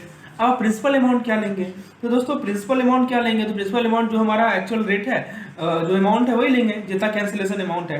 तो 16003320 ये प्रिंसिपल अमाउंट होगा। रेट ऑफ इंटरेस्ट कितना होगा, अब दोस्तों रेट ऑफ इंटरेस्ट 8% आपको दिया हुआ है पर एनम है। अब दोस्तों ये 64 डेज है, इसको हमको ईयर में कन्वर्ट करना है। तो 64 को 365 से आप क्या करेंगे, डिवाइड कर देंगे। तो यदि आप इसे सॉल्व कर लेंगे तो आपको मिलेगा 224484.92। ठीक है, तो ये आपको इंटरेस्ट मिल गया। क्वेश्चन में क्या पूछा गया है आपसे कि कितना अमाउंट रिकवर करना है कस्टमर से, राइट, ऐसे डेज ऑनर के लिए। तो एक तो प्रिंसिपल अमाउंट होगा जो कि हमारा है 16003320, एक हमारा इंटरेस्ट होगा जो कि एक हमारा कमीशन होगा बैंक का जो कि 4000 है, और एक हमारा इंटरेस्ट होगा। सो ये तीनों आपको इन बैंक से, ये कस्टमर से रिकवर करना है। तो अल्टीमेटली जो फाइनल अमाउंट होगा वो हो जाएगा 16003320 plus 4000.83 plus 224484.92. If you add all of these, you will get 16235.298. Okay, तो ऑप्शन से यदि आप मैच करें तो ऑप्शन नंबर सी, 1623, यस ये इससे नजदीक है, तो यही आंसर हो जाएगा हमारा। तो दोस्तों आपने देखा कैसे हमने इस क्वेश्चन को अप्रोच किया। This is the correct approach to this type of question. Cancellation में बेसिक फंडा याद रखिएगा कि कैंसिलेशन जिस रेट पे आप बुक करते हैं उसका अपोजिट रेट पे कैंसिल किया जाता है। दिस इज द बेसिक फंडा, राइट, वेरी गुड। नाउ दोस्तों यदि आप इस तरह के सवाल चाहते हैं दोस्तों, तो हमारे पास 2000 से प्लस एमसीक्यूज हैं। मैं आपसे सजेशन दूंगा मैं आपको कि लास्ट के 3 दिन में आपको इसी तरह का सवाल अपने आप को प्रिपरेशन मोड में लेके जाना है, राइट। आपको देखिए होता क्या है कि आपके दिमाग में चूंकि आप पहले से ऐसा क्वेश्चन सॉल्व करके जाइएगा, एग्जाम में आएगा तो तुरंत सॉल्व कर लीजिएगा, राइट। तो if you want such type of questions, right, we have question bank for that, हमारे पास क्वेश्चन बैंक है दोस्तों। हमारे पास 2000 से ऊपर एमसीक्यूज के क्वेश्चंस हैं, ठीक है, जिसको यदि आप लेना चाहते हैं तो दोस्तों आपको प्लान बी ऑप्ट करना पड़ेगा। इसका कॉस्ट है ₹250। इसमें आपको जितने भी चैप्टर के शॉर्ट नोट्स मिल जाएंगे, एमसीक्यूज चैप्टर वाइज मिल जाएगा दोस्तों। चैप्टर वाइज मैंने एमसीक्यू डाल रखा है, गूगल ड्राइव के माध्यम से मिलेगा, केस स्टडीज मिलेगा, यूनिट का इंपॉर्टेंट फॉर्मूला कंपाइलेशन मिलेगा। लास्ट में आपको पता है ना कि आपका फॉर्मूला एक जगह लिखना, याद करके जाना होता है, तो मैं ऑलरेडी तैयार करके रखा हूं आपके लिए, रेडीमेड वो तैयार है, आपको बस फॉर्मूला देखना है, उसको दिमाग में रखना है, ठीक है। कैसा यूज करना है वो मैं आपको वीडियोस के द्वारा बता रहा हूँ। चलिए आगे बढ़ते हैं हम लोग। यदि आप दोस्तों इस प्लान को लेना चाहते हैं तो आपको बस इस नंबर पे व्हाट्सएप करना है, मैं आपको डिटेल बताऊंगा। व्हाट्सएप नंबर आपके सामने है 8292857381। चलिए दोस्तों क्वेश्चन नंबर 2 पे आते हैं। क्वेश्चन नंबर 2 में दोस्तों जो पूछा गया था सवाल, late us see that question. ये सवाल दोस्तों बहुत इंपॉर्टेंट है, ये आर्बिट्रेज का सवाल है। This question pertains to arbitrage, right. जरा ध्यान से समझिएगा दोस्तों। इसमें क्या कहा जा रहा है कि आपके सामने कुछ जानकारियां दी गई हैं, you have been given some information, okay. तो दोस्तों यहाँ पे देखिए एक्चुअली में ये करेंसी है, ठीक है। मैं एक काम करता हूँ, थोड़ा सा मैं इसे सही ढंग से लिखता हूँ तो आपको ये कंसेप्ट क्लियर हो जाएगा। चलिए please wait, let me just modify it, okay. So currency rate of interest per annum and after okay so say this is 3 month, ठीक है, 3 महीना है, ये 1.5% है। इसको मैं थोड़ा सा मॉडिफिकेशन कर रहा हूँ, ठीक है। चलिए अब सही है, 6.5% है, ये 7% है। दोस्तों इस आर्बिट्रेज पे सवाल हर एक साल पूछा जाता है, very important topic from examination point of view, okay. So let me explain how to solve such type of problem, okay.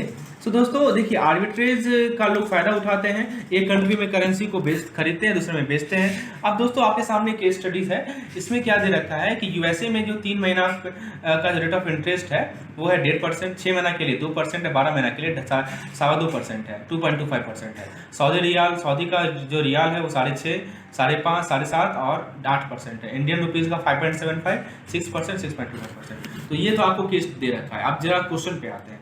Question ये कर रहा है दोस्तों कि what will be the 6 month USD forward rate if spot dollar is 73.75। चलिए, तो question तो आपने देख लिया कि जो स्पॉट डॉलर है वो है आपका 73.75, ठीक है। तो आपसे पूछा गया है कि 6 मंथ यूएसडी फॉरवर्ड रेट कितना होगा। तो दोस्तों इसको समझने का प्रयास कीजिए। बेसिकली क्या क्वेश्चन कर रहा है कि आपको 6 मंथ यूएसडी फॉरवर्ड रेट निकालना है, ठीक है, और आपको स्पॉट डॉलर दे रखा है 73। आप जरा इस डाटा पे आ जाइए दोस्तों। मतलब आपको यूएसडी और किसको देखना है, दो किस दो करेंसी को देखना है। एक तो आपको डॉलर को देखना है और एक आपको दोस्तों आईएनआर को देखना है, राइट। ओके, तो दोस्तों सबसे पहली बात आप ये देखिए कि 6 मंथ, ऑब्वियस सी बात है आपको 6 मंथ करा ना, यहाँ पे देखिए कीवर्ड है 6 मंथ। चलिए 6 मंथ की बात करेंगे, मतलब हम लोग इस पार्टिकुलर कॉलम को अभी कंसीडर करेंगे, right. Other two column are not use, will be not use right now. Okay, so now let us consider 6 month only. अब आप मुझे ये बताइए दोस्तों कि 6 मंथ यूएसडी पे इंटरेस्ट रेट कितना है आपका, 2% है। यस, आप देख सकते हैं ये 2% है। और 6 मंथ आपका जो आईएनआर है उस पे इंटरेस्ट रेट कितना है, आप देख सकते हैं 6% है। तो आपको केवल यही दोनों को कंसीडर करना है अभी, 2% और 6%। चलिए, अब दोस्तों आपको डाटा क्या दे रखा है कि एक यूएस डॉलर जो है वो 73.75 रुपीज के बराबर है, राइट। एक यूएस डॉलर जो है वो 73.75 रुपीज के बराबर है, ठीक है। तो दोस्तों आपसे क्या पूछा गया है कि आपको बताना है कि 6 मंथ यूएसडी फॉरवर्ड रेट बताना है, मतलब 6 महीना बाद जो है यूएस डॉलर का रेट क्या होगा, right. You have been asked what will be the rate after 6 month.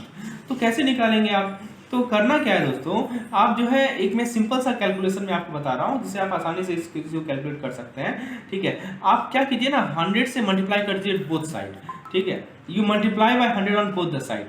तो दोस्तों यदि आप 100 से मल्टीप्लाई करेंगे so what you will get, so you will get 100 USD is equal to 7375 rupees, right.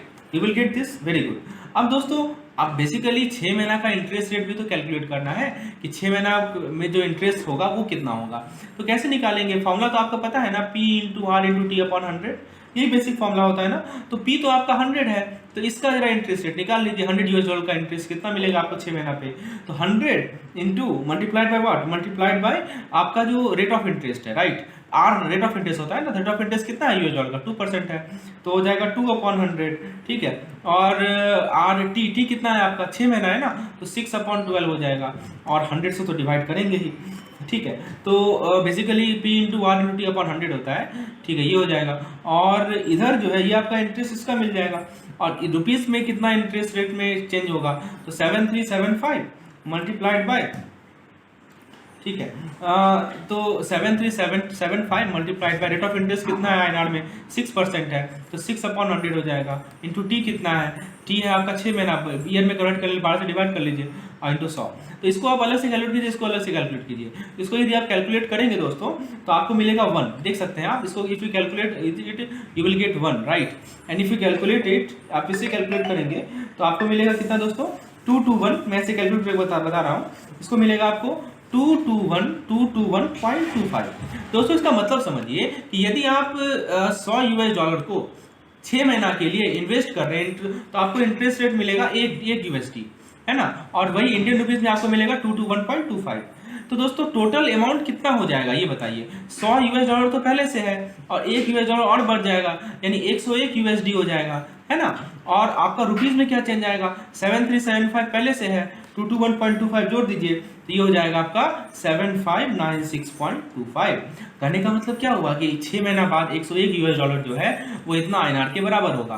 तो 1 यूएस डॉलर कितना आईएनआर के बराबर होगा, तो 7596.25 अपॉन 100, यानी कि आपका हो जाएगा 75.9625, ये आंसर हो जाएगा। यानी कि दोस्तों आप इसे 101 है ना, तो 101 है, तो ये हो जाएगा दोस्तों 75.21। समझ में आया, तो 75.21 इसका option number B correct answer होगा। दोस्तों यही सवाल पूछा गया था एग्जामिनेशन में।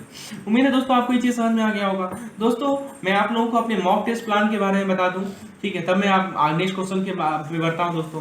तो यदि आपको दोस्तों प्रैक्टिस करनी है इसी तरह के क्वेश्चंस की, तो बेसिकली आप इन दोनों प्लान में से किसी एक प्लान को ऑप्ट कर सकते हैं। एक प्लान है हमारा बीएफएम का ₹99 का, और दोस्तों दूसरा प्लान है, देखिए एक प्लान मैं आपको बताता हूं। बेसिकली हमारे पास मॉक टेस्ट के 2 प्लान हैं, एक प्लान में दोस्तों आपको 14 यूनिट वाइज मॉक टेस्ट मिलेंगे और plus 4 full length mock test मिलेंगे, यानी कि दोस्तों आपके पास 18 मॉक टेस्ट होगा, फुल्ली फ्लेज प्रिपरेशन होगा आपका, यूनिट वाइज भी कर पाएंगे और फुल लेंथ भी कर पाएंगे। ठीक है, तो दोस्तों ये जो यूनिट वाइज मॉक टेस्ट है इसमें बेसिकली 50 क्वेश्चंस होंगे पर मॉक टेस्ट।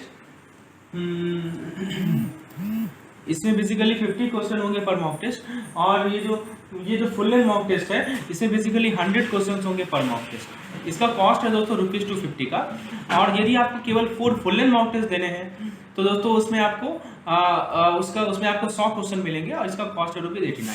ठीक है, तो आपको डिटेल जानकारी के लिए इस नंबर पे मुझे व्हाट्सएप करें, तो आपको इस तरह के और सवाल प्रैक्टिस करने के लिए मिल जाएंगे जो मैं आपको यहाँ पे सैंपल के रूप में प्रोवाइड कर रहा हूँ।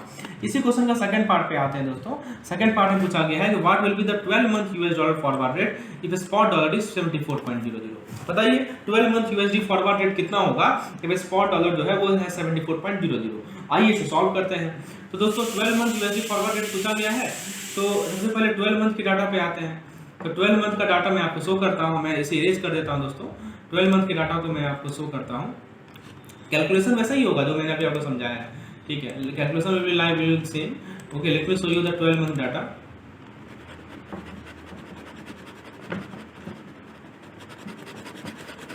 चलिए, तो आपको 12 मंथ के डाटा को मैं शो करता हूं।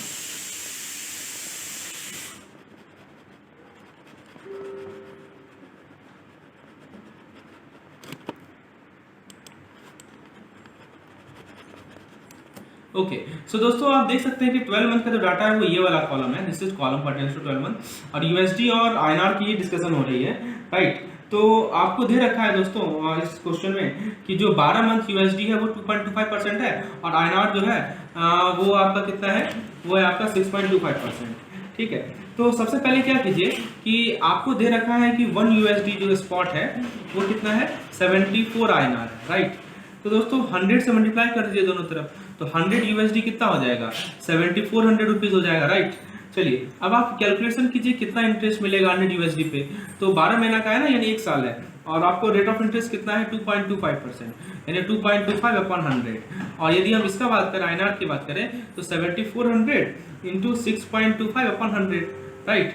तो ये चीज ध्यान रखना है। अब इस पे इंटरेस्ट रेट बताइए कितना होगा। इस पे इंटरेस्ट रेट होगा 2.25, और इस पे इंटरेस्ट रेट आपको मिलेगा 462.5। यदि आपको फाइनल वैल्यू निकालेंगे तो फाइनल वैल्यू आपका कितना आएगा 102.25, और इसका यदि इसको और इसको जोड़ेंगे 7400 और 462.5 को, तो आपको मिलेगा 7862.5। दोनों को इक्वेट कर दीजिए, तो इतना एक यूएसडी जो है वो कितना आईएनआर के बराबर होगा वो निकल जाएगा 7862.5 अपॉन 102.25। ठीक है, तो दोस्तों ये आपका वैल्यू आ जाएगा, यू विल गेट 76.89। ठीक है, मतलब एक यूएस डॉलर जो है वो 76.89 हो जाएगा आफ्टर वन ईयर। हमारा जो करेक्ट आंसर होगा इस क्वेश्चन का, ठीक है, that will B 76.89, option number D. चलिए, आपको समझ में आ गया कैसे सॉल्व करना है इस क्वेश्चन को।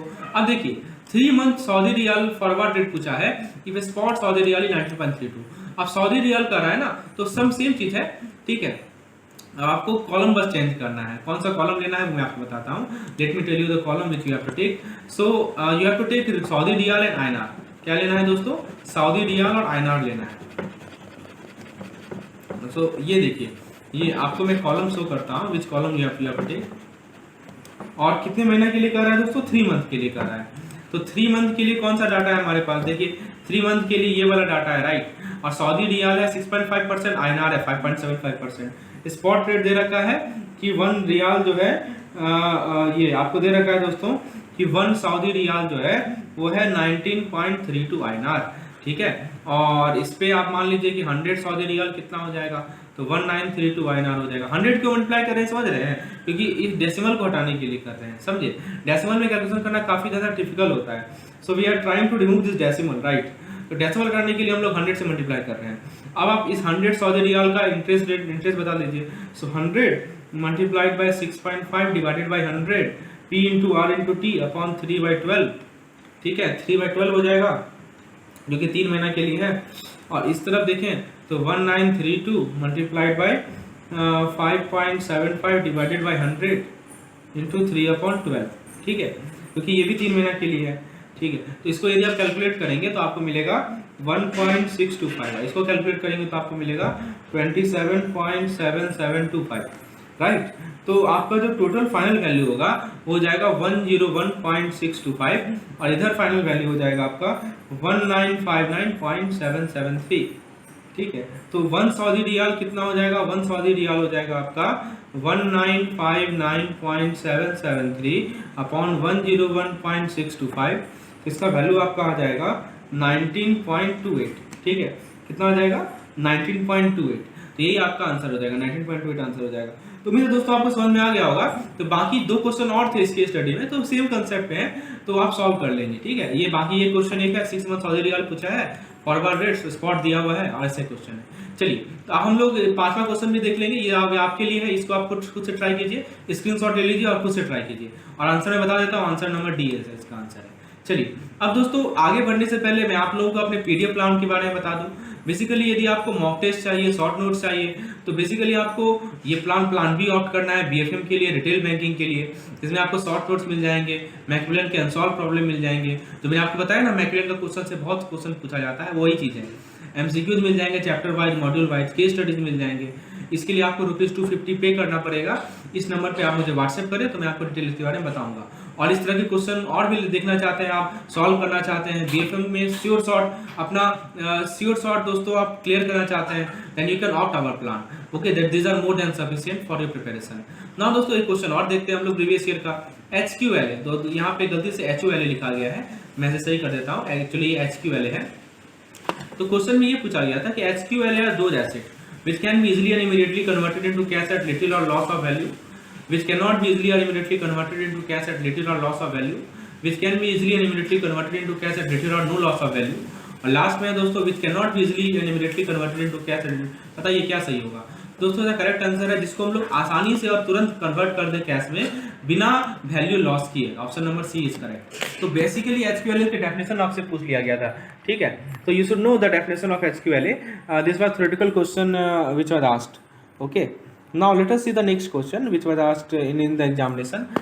दोस्तों नेक्स्ट क्वेश्चन जो पूछा गया था वो आया था ये क्वेश्चन कि BCBS ने आपके 5 गाइडिंग प्रिंसिपल का अप्रूवल दिया है फॉर डिस्क्लोजर ऑन पिलर 3, ठीक है। तो इनमें से कौन सा इनकरेक्ट है, ये बहुत इंपॉर्टेंट है कि डिस्क्लोजर जो 5 गाइडिंग प्रिंसिपल का दिया है इनमें कौन सा इनकरेक्ट है। Disclosure should be clear, consistent, precise, comparable across all bank.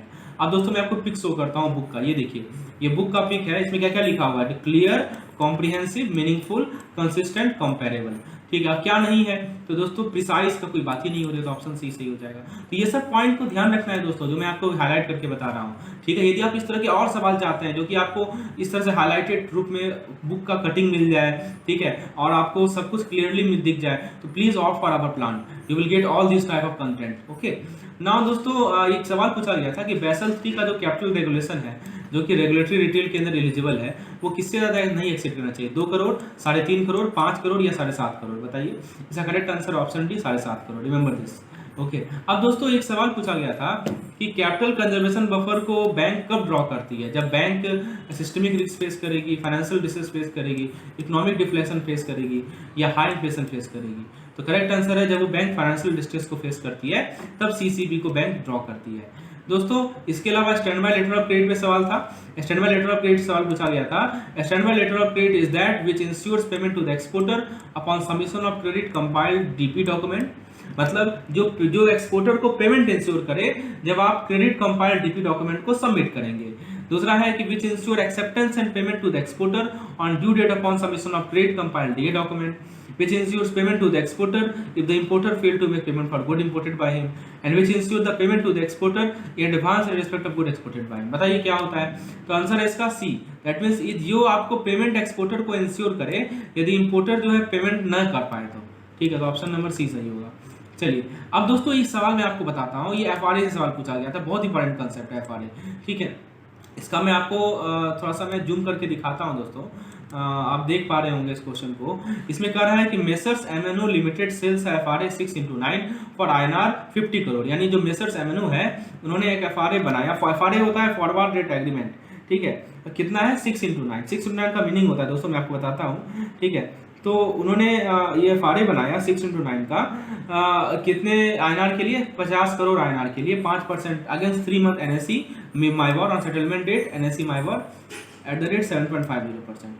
What was the view of MNO Limited? Interest rate will fall, interest rate will go up, ठीक है, फिर interest rate will go up between 6 and 9 month, interest rate will positively range in brand bound only. दोस्तों ये FRA का book में आपको कहीं नहीं मिलेगा, लेकिन मैं आपको समझाता हूँ बेसिक कंसेप्ट FRA का, ठीक है। देखिए FRA का मतलब ये होता है कि जैसे आप 3x6 लिखते हैं ना FRA में, तो इसका मतलब ये हुआ कि 3 महीना का आपका लोन है, ठीक है, जो कि पहला मतलब ये हुआ कि 3 महीना का आपका लोन है, ठीक है, और वो शुरू होगा कितने पीरियड में, तो 6 - 3 पीरियड में, यानी 3 मंथ टाइम में शुरू होगा, ठीक है। यदि आप FRA को लिखते हैं दोस्तों 1x4, क्या लिखते हैं 1x4, तो 1x4 का FRA का क्या मतलब हुआ कि आपका जो है 1x4 FRA का मतलब ये हुआ दोस्तों कि कि आपका जो 3 मंथ का लोन है वो बिगिन होगा 1 मंथ में, ठीक है, 3 month loan beginning in 1 month.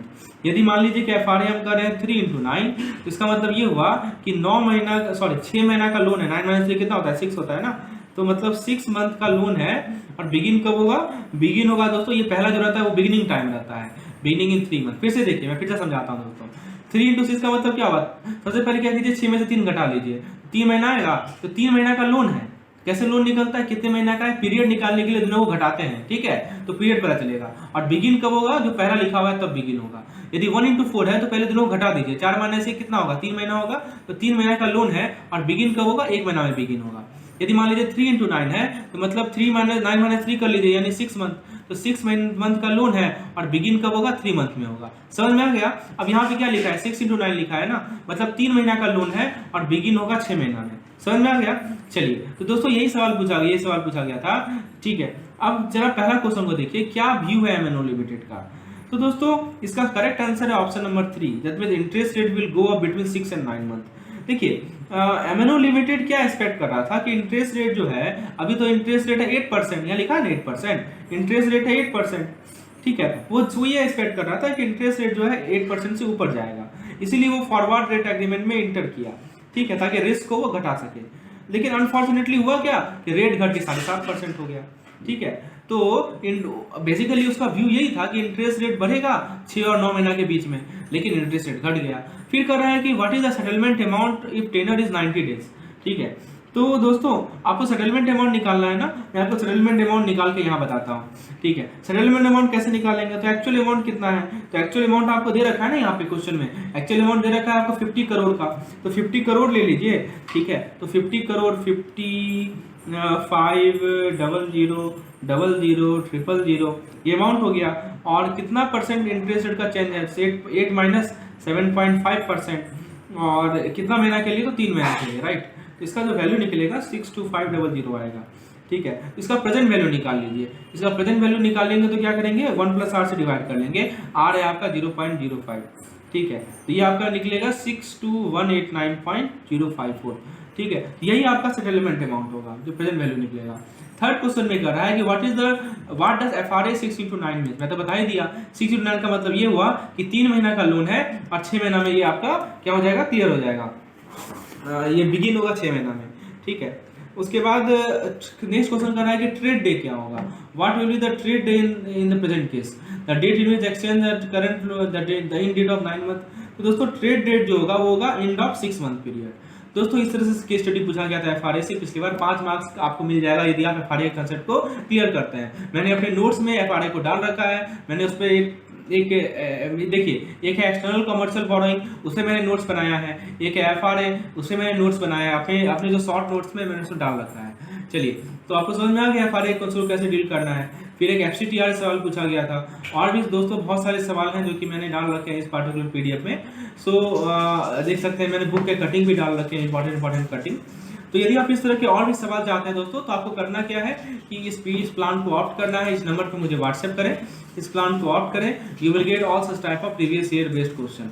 So that's all for today. इसी तरह हमारे चैनल के साथ बने रहें, और भी मैं आप लोगों को सवाल क्वेश्चन पुट करता रहूँगा। धन्यवाद।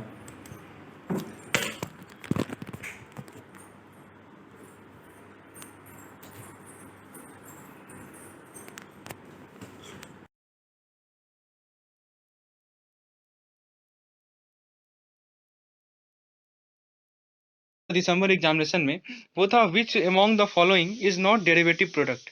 तो इनमें से कौन सा डेरिवेटिव प्रोडक्ट नहीं है। दोस्तों मैं बीएफएम का, आप लोग देखेंगे तो आपको प्लेलिस्ट मिल जाएगा, उसमें मैंने डेरिवेटिव प्रोडक्ट को समझाया है अच्छे तरीके से। ए बी सी डी करके जितने भी तरह के डेरिवेटिव प्रोडक्ट होते हैं उसे मैं समझाया हूँ। दोस्तों इस क्वेश्चन को सबसे पहले आप एक बार खुद ट्राई कीजिए, फिर मेरे एक्सप्लेनेशन को सुनिए। ऑप्शन को देखिए। ऑप्शन ए कर रहा है bond switch deal, option B कर रहा है stock index future, option C कर रहा है कूपन ओनली स्वैप, और ऑप्शन डी कर रहा है फॉरवर्ड रेट एग्रीमेंट। तो फ्रेंड्स जहाँ तक बात है डेरिवेटिव प्रोडक्ट की, तो ऑप्शन डी हमारा फॉरवर्ड रेट एग्रीमेंट, ये एक डेरिवेटिव प्रोडक्ट है। दूसरा हमारा कूपन ओनली स्वैप, ये डेरिवेटिव प्रोडक्ट है। तीसरा हमारा स्टॉक इंडेक्स फ्यूचर, ये डेरिवेटिव प्रोडक्ट है। और लेकिन हमारा जो बॉन्ड स्विच डील है वो डेरिवेटिव प्रोडक्ट नहीं है। तो दोस्तों इस क्वेश्चन का करेक्ट आंसर है ऑप्शन नंबर 1। चलिए इस क्वेश्चन नंबर 1 के बाद हम लोग नेक्स्ट क्वेश्चन को देखते हैं। बेसिकली एक तरह का केस स्टडी है। देखिए क्वेश्चन में क्या कह रहा है, mister X and mister Y are two traders in your bank. आपके बैंक में mister X and mister Y दो ट्रेडर है। मिस्टर एक्स जो है वो फॉरेन करेंसी ट्रेडर है और मिस्टर वाई जो है बॉन्ड ट्रेडर है। तो मिस्टर वाई डील करते हैं बॉन्ड से और मिस्टर एक्स डील करते हैं फॉरेन करेंसी से। Mister Y deals in amount of ₹100 crore having a volatility of 4% per annum, while Mr. X deals in amount of $5 million having higher volatility at 12% per annum। समझ सकते हैं दोस्तों, data आपको दी गई है। Each of the trader earns a profit of ₹1 crore. ध्यान दीजिएगा दोस्तों, प्रॉफिट आपको दे रखा है 1 करोड़ का। Assume the portfolio is normally distributed at 99%।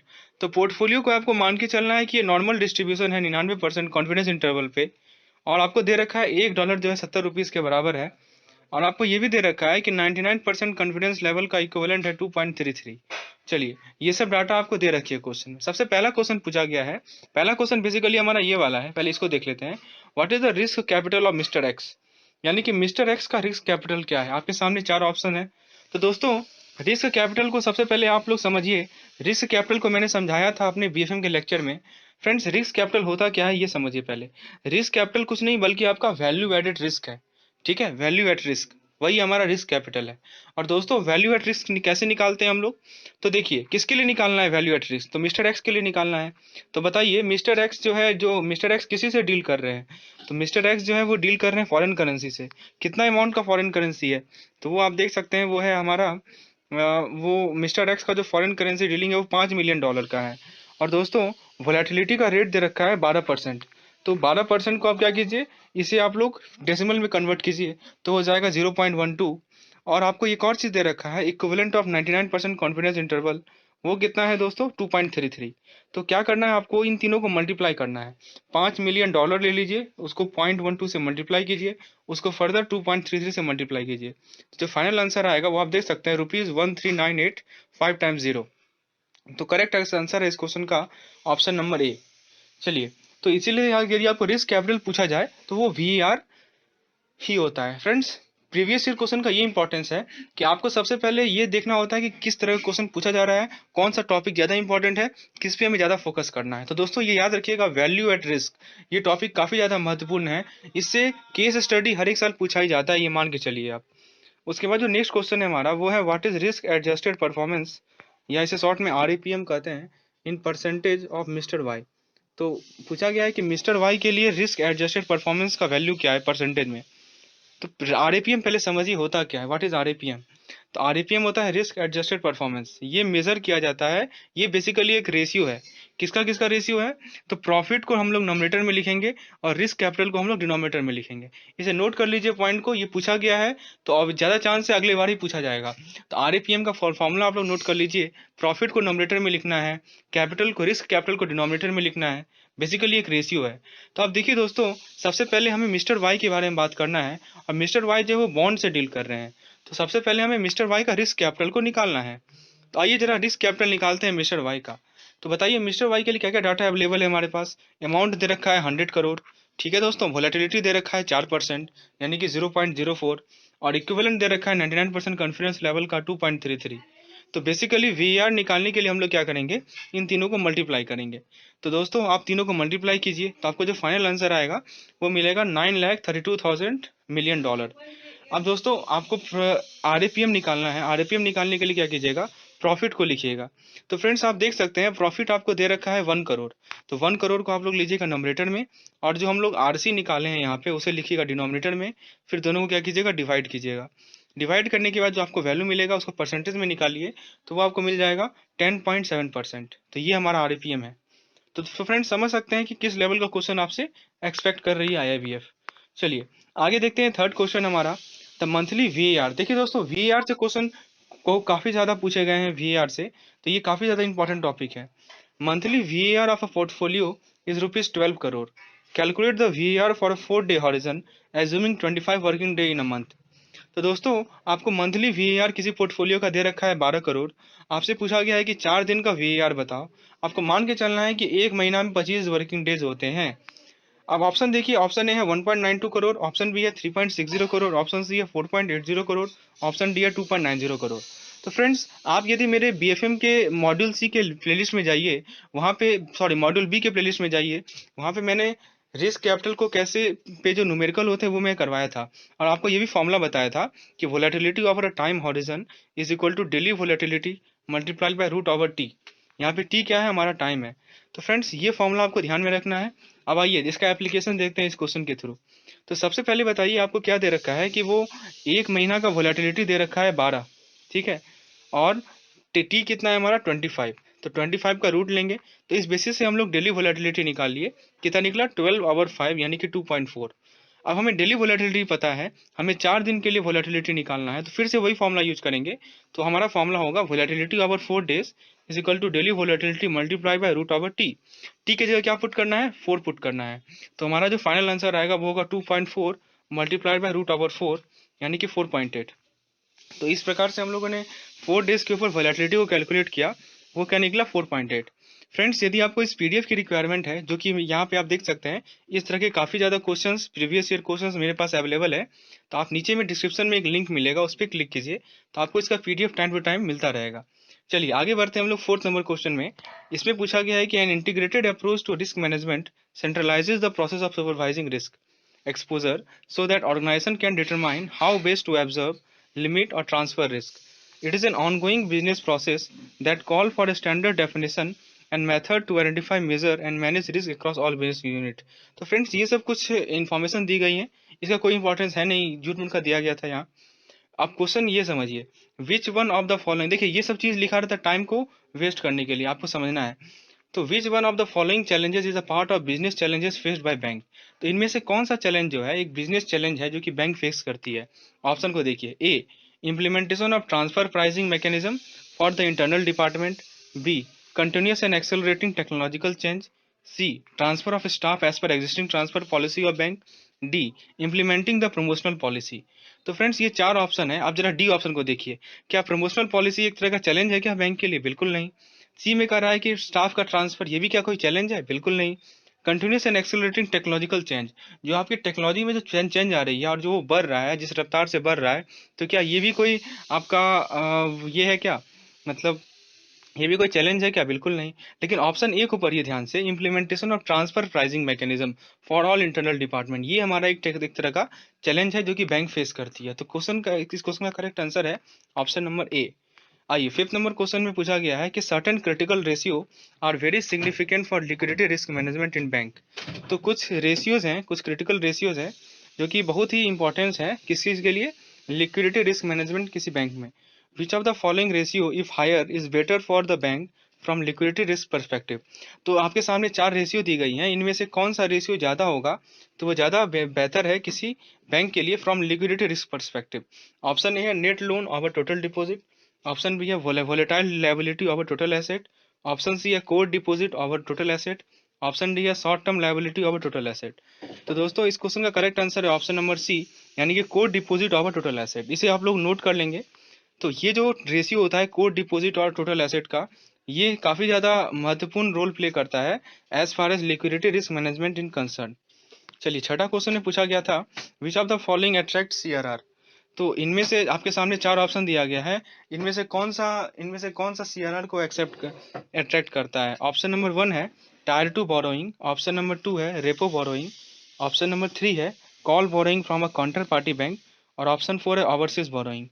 तो फ्रेंड्स अब देखिए ऑप्शन आपका इस तरह दिया हुआ है, only 1 2 and 3, only 1 and 4, only 2 and 2 3 and 4, और लास्ट ऑप्शन है ओनली 1 2 एंड 4। तो फ्रेंड्स सबसे पहले इसमें ध्यान रखिएगा जो आपका सीआरआर होता है, सीआरआर पे मेरा एक वीडियो लेक्चर भी बना हुआ है, पूरे के पूरे मैंने सीआरआर के कंपोनेंट्स को समझाए थे आप लोगों के सामने। बेसिकली क्वेश्चन वहीं से है। तो सीआरआर का जो कंपोनेंट्स होता है वो रेपो बोरोइंग होता है, फिर वो कॉल बोरोइंग होता है, वो ओवरसीज बोरोइंग होता है। लेकिन ये जो टायर 2 बोरोइंग है वो सीआरआर का पार्ट नहीं है। तो टायर 2 को छोड़ के जितने भी पार्ट्स यहाँ पे कंपोनेंट्स लिखे गए हैं वो सभी के सभी सीआरआर को अट्रैक्ट करते हैं। तो करेक्ट आंसर होगा ऑप्शन 2 3 एंड 4। तो इस 6 नंबर क्वेश्चन का करेक्ट आंसर है ऑप्शन नंबर सी। आइए 7 नंबर क्वेश्चन को देखते हैं। Which of the following services can be offered by a correspondent bank without requiring an account relationship with other bank. तो इनमें से कौन सा सर्विस कोई कॉरस्पॉन्डेंट बैंक ऑफर करती है विदाउट, बिना एक रिलेशनशिप बनाए किसी अदर बैंक से। ध्यान दीजिएगा दोस्तों, किसी दूसरे बैंक से रिलेशनशिप नहीं बनाना है और सर्विस को ऑफर करना है, ये दो कंस्ट्रेंट है। चलिए ऑप्शन को देखिए, ए कर रहा है क्लियरिंग हाउस फंक्शन, बी कर रहा है इन्वेस्टमेंट फंड सर्विसेज, सी कर रहा है कलेक्शन सर्विसेज, और डी कर रहा है बैंकर एक्सेप्टेंस। तो दोस्तों बताइए, क्लियरिंग हाउस बिना किसी दूसरे बैंक का हो सकता है क्या? बिल्कुल नहीं हो सकता। ऑप्शन ए तो नहीं होगा, तो इसे एलिमिनेशन मेथड कहते हैं। इन्वेस्टमेंट, बिल्कुल इन्वेस्टमेंट भी नहीं हो सकता है, इन्वेस्टमेंट के लिए भी दूसरे की सहायता चाहिए। तीसरा कलेक्शन भी नहीं हो सकता है दोस्तों, चेक कलेक्शन। तो करेक्ट आंसर है ऑप्शन नंबर डी, यानी कि बैंकर एक्सेप्टेंस। तो बैंकर एक्सेप्टेंस एक ऐसा सर्विस है जो कि कॉरस्पॉन्डेंट बैंक ऑफर करती है without requiring an account relationship with other bank. Question number 8 है हमारा, if 91 days fix deposit amount is used to fund a 5-year fixed rate mortgage loan at 10%, then this implies that। तो 91 days, तो दोस्तों इसमें question पूछा गया है कि यदि 91 डे का फिक्स डिपॉजिट अमाउंट को हम लोग यूज करते हैं किसी 5 year fix rate mortgage loan जो कि 10% पे है उसे फंड करने में, तो इसका क्या मतलब है? ऑप्शन ए कर रहा है bank is asset sensitive, option B कर रहा है bank is liability sensitive, option 3 कर रहा है in an increasing interest rate scenario the net interest income will reduce. अब देखिए आप क्वेश्चन इस प्रकार है, ए में कर रहा है ओनली 1 एंड 2, बी में कर रहा है ओनली 2 एंड 3, सी में कर रहा है ओनली 1 और डी में कर रहा है ओनली 3 ओनली 2।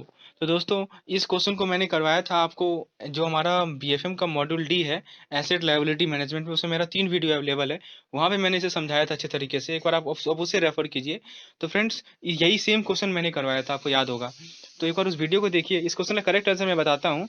इस क्वेश्चन का करेक्ट आंसर है बैंक इज लायबिलिटी सेंसिटिव, और यदि इंटरेस्ट रेट सिनेरियो इंक्रीजिंग, यदि इंटरेस्ट रेट इंक्रीजिंग सिनेरियो है तो नेट इंटरेस्ट इनकम क्या होगा? वो घटेगा। तो करेक्ट आंसर है ऑप्शन 2 एंड 3। तो आप देख सकते हैं बी नंबर इसका करेक्ट आंसर है, ओनली 2 एंड 3। क्वेश्चन नंबर 9 पूछा गया था कि 91 डे का ट्रेजरी बिल है जो कि ₹97 पे इशू किया गया था, तो आपको यील्ड बताना था। तो दोस्तों एक फॉर्मूला आप लोग नोट कर लेंगे, ये इस फॉर्मूले के थ्रू आप लोग ट्रेजरी बिल का यील्ड को कैलकुलेट कर सकते हैं। फॉर्मूला क्या है? 100 minus P divided by P into 365 over D into 100। यहाँ पे पी है परचेज प्राइस और डी है हमारा डे टू मैच्योरिटी, यानी कितने दिन का मैच्योरिटी है वो। तो दोस्तों पी की जगह क्या पुट करना है हमें? 97 पुट करना है, और डी की जगह क्या पुट करना है हमें? 91 डेज पुट करना है। आप पुट कीजिए वैल्यू को, तो आपको जो आंसर मिलेगा वो मिलेगा 12.39%। तो दोस्तों इस बेसिस पे आप लोग किसी भी ट्रेजरी बिल का यील्ड निकाल सकते हैं। 10th नंबर क्वेश्चन पे आते हैं।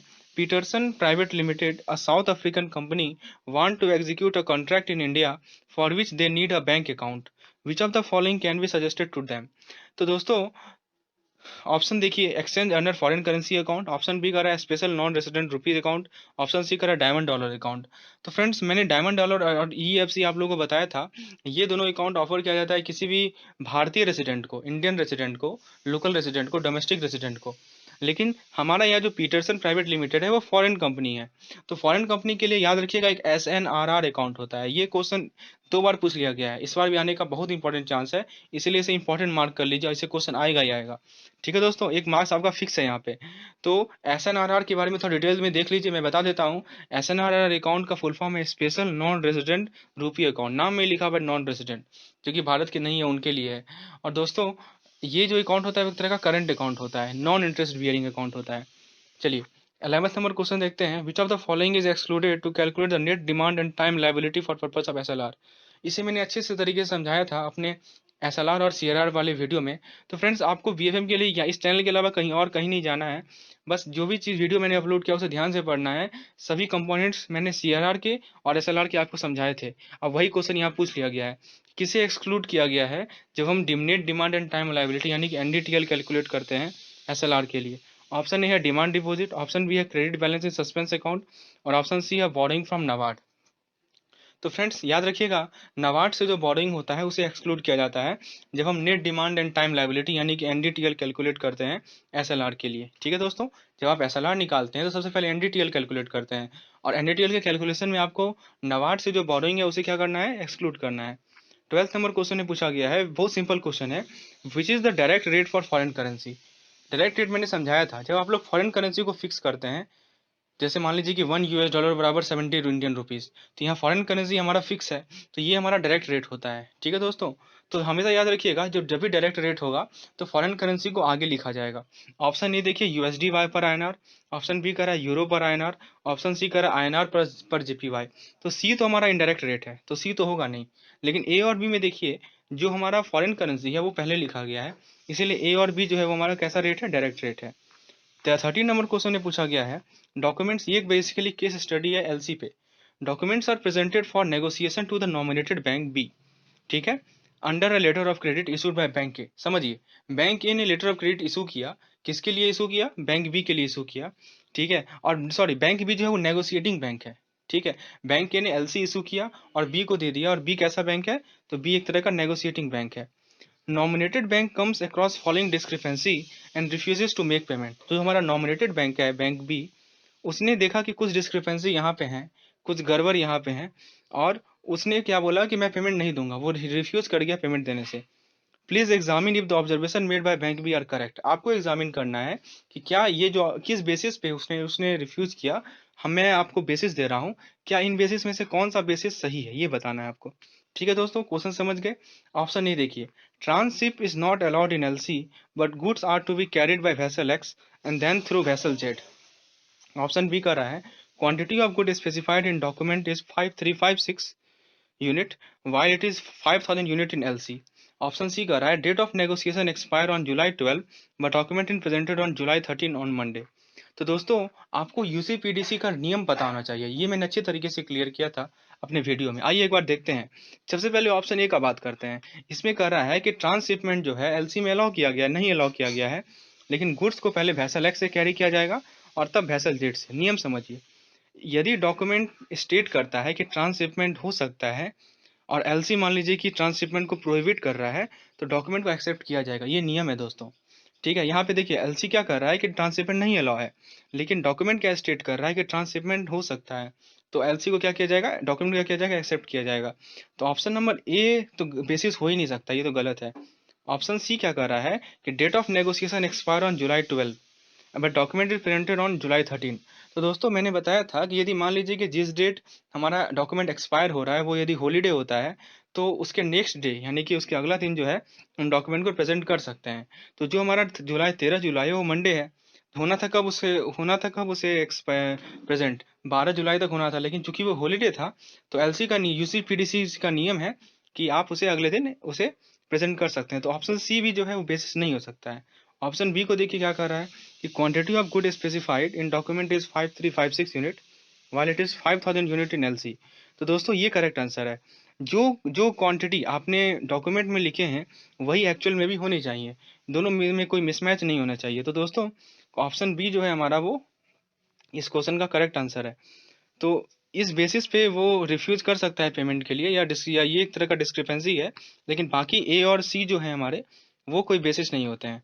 चलिए अगला क्वेश्चन है 14th नंबर हमारा, which is not included in trading book. तो फ्रेंड्स ट्रेडिंग बुक के बारे में मैंने बताया था अपने रिस्क मैनेजमेंट वाले टॉपिक में। ऑप्शन को देखिए, ए का रहा है फिक्स इनकम सिक्योरिटी, बी का रहा है इक्विटी, सी का रहा है फॉरेक्स होल्डिंग और डी का रहा है बोरोइंग।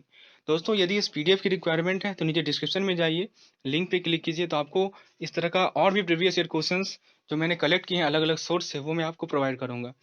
तो किसे ट्रेडिंग बुक में इशू नहीं इंक्लूड किया गया है, तो पहले समझिए ट्रेडिंग बुक होता क्या है। ट्रेडिंग बुक में आपको पता होगा कि एक तरह का एक होता है बैंकिंग बुक और एक होता है ट्रेडिंग बुक। तो बैंकिंग बुक में हम ट्रेडिंग बुक एक तरह का मार्केट एक इंस्ट्रूमेंट होता है। तो जिसका मैच्योरिटी फिक्स है तो वो होता है हमारा बैंकिंग बुक में, और जिसका मैच्योरिटी से पहले निकाल सकते हैं वो होता है हमारा ट्रेडिंग बुक में। अंतर समझ में आ गया? तो यहाँ पे देखिए फिक्स्ड इनकम सिक्योरिटीज, ये होता है हमारा बॉन्ड्स। फिक्स्ड इनकम सिक्योरिटीज क्या है? बॉन्ड्स है। तो बॉन्ड्स को हम लोग मैच्योरिटी से पहले तोड़ सकते हैं। उसके बाद इक्विटी तो जानते ही हम लोग कभी भी निकाल लेते हैं, ठीक है। फॉरेक्स होल्डिंग ये भी होता है, लेकिन जो बोरोइंग है हमारा, वो हमारा ट्रेडिंग बुक में नहीं आता है दोस्तों। बोरोइंग किसका पार्ट है? बैंकिंग बुक का पार्ट है। तो मैंने अच्छे तरीके से समझाया भी था बैंकिंग बुक और ट्रेडिंग बुक में क्या डिफरेंस है। और ट्रेडिंग बुक को इंपॉर्टेंट कोर्स मार्क कर लीजिएगा, इससे जुलाई 2019 में और दिसंबर 2019 में बहुत सारे क्वेश्चन पूछे गए हैं, ठीक है दोस्तों। तो ट्रेडिंग बुक को एक बार ध्यान से पढ़िएगा। तो अभी मैं इस लेसन के थ्रू आपको ये भी बता रहा हूँ कि क्या क्या इंपॉर्टेंट है। एक मैंने VAR बताया था, एक मैं यहाँ ट्रेडिंग बुक बता रहा हूँ, और एक LC। ये सब टॉपिक काफ़ी ज़्यादा महत्वपूर्ण है। चलिए लास्ट क्वेश्चन देखते हैं अपने सेशन का। A bank invested ₹200 crore in 5 year 6% semi annual bond. Face value दे रखा है आपको 100 रुपया। परचेज प्राइस दे रखा है 92 rupees with an 8% market yield. Due to change in market yield to 7.95%, the value of the bond increased to rupees 92.10. What is the basis point value and what is the total gain or loss on total investment? तो दोस्तों यहाँ पे देखिए आपका क्या हो रहा है कि प्राइस चेंज हो रहा है, मार्केट यील्ड चेंज हो रहा है, जिस कारण बॉन्ड का प्राइस चेंज हो रहा है। इस बेसिस पे आपको बताना ये है कि बेसिस पॉइंट वैल्यू को निकालिए। तो देखिए ये जो BBV है वो भी बहुत इंपॉर्टेंट है। इसका जो फॉर्मूला होता है BBV का, ये निकालते हैं। PVV का फॉर्मूला होता है, ये बेसिकली एक रेशियो है, जिसका नंबरेटर में आप लोग लिखते हैं चेंज इन प्राइस और डिनोमिनेटर में लिखते हैं आप लोग चेंज इन यील्ड। तो बताइए दोस्तों प्राइस में कितना चेंज आ रहा है? पहले कितना प्राइस था? पहले था 92 रुपीज़ प्राइस, अब वो बढ़कर हो गया 92.10, यानी कि 10 पैसा का चेंज आया हमारे प्राइस में। चलिए यील्ड में कितना का चेंज आ रहा है? पहले यील्ड था 8%, अब यील्ड हो गया 7.95%, यानी कि यील्ड हमारा घट गया। कितना परसेंट घट गया? तो 0.05%, यानी कि उसे आप उसे 5 बेसिस पॉइंट कह सकते हैं। तो दोस्तों आपको चेंज इन प्राइस मिल गया, चेंज इन यील्ड मिल गया, फिर क्या कीजिएगा? दोनों को डिवाइड कर दीजिए। तो क्या मिल जाएगा आपको? बेसिक पॉइंट वैल्यू मिल जाएगा। तो 10 डिवाइडेड बाई 5, ये कितना मिल जाएगा? 2। तो दोस्तों ये 2 क्या है? 2 पैसे है। ध्यान दीजिएगा यूनिट बहुत इंपॉर्टेंट रोल प्ले करता है। तो 2 हमारा क्या है? पैसे। आप इसे रुपीज़ में भी कन्वर्ट कर सकते हैं, तो 0.02 लिख सकते हैं। तो हमारा पहला पार्ट तो सॉल्व हो गया, बेसिस पॉइंट वैल्यू निकाल लिया हमने। अब क्वेश्चन सेकंड पार्ट पूछा गया है कि टोटल गेन बताना है या टोटल लॉस बताना है। आप सबसे पहले ये बताइए कि गेन होगा या लॉस होगा। तो फ्रेंड्स देखिए सिंपल सी बात है, फेस वैल्यू था 100, परचेज किया 92 रुपया में, और उसका वैल्यू बढ़ के क्या हो गया? 92.10 हो गया। तो दोस्तों गेन ही तो है, ये तो साफ है गेन है। तो हमें निकालना है कि टोटल गेन बताना है, टोटल इन्वेस्टमेंट पे, मतलब 200 करोड़ रुपए के इन्वेस्टमेंट पे कितना गेन हुआ ये हमें बताना है। तो सिंपल सी बात है, यूनिटरी मेथड को हम लोग अप्लाई करेंगे। तो दोस्तों बेसिस पॉइंट वैल्यू का मीनिंग समझिए कि यदि 100 रुपया का ट्रांजैक्शन है तो 2 पैसा का चेंज हो रहा है। तो यदि मान लीजिए 1 रुपया का ट्रांजैक्शन होता तो कितना पैसा का चेंज होता? तो वो होता 2 ओवर 100 पैसा, यानी कि इसे रुपये में यदि कन्वर्ट करें तो हो जाएगा 2 ओवर 100 टाइम्स 100। लेकिन एक्चुअल कितना पैसा का ट्रांजैक्शन हो रहा है दोस्तों? वो है 200 करोड़। तो सिंपल सी बात है, एक्चुअल निकालने के लिए क्या कीजिएगा? 200 करोड़ से उसे मल्टीप्लाई कर दीजिए। तो इसे आप यदि कैलकुलेट करेंगे तो वैल्यू मिलेगा आपको 4 लाख। तो करेक्ट आंसर है इस क्वेश्चन का 4 लाख। तो टोटल गेन कितना हो रहा है? 4 लाख का गेन हो रहा है बैंक को। तो समझ सकते हैं कि बेसिस पॉइंट वैल्यू का कितना इंपॉर्टेंट रोल है। यदि आपने बेसिस पॉइंट वैल्यू निकाल लिया, उस बेसिस पे आप लोग टोटल गेन और टोटल लॉस भी कैलकुलेट कर सकते हैं।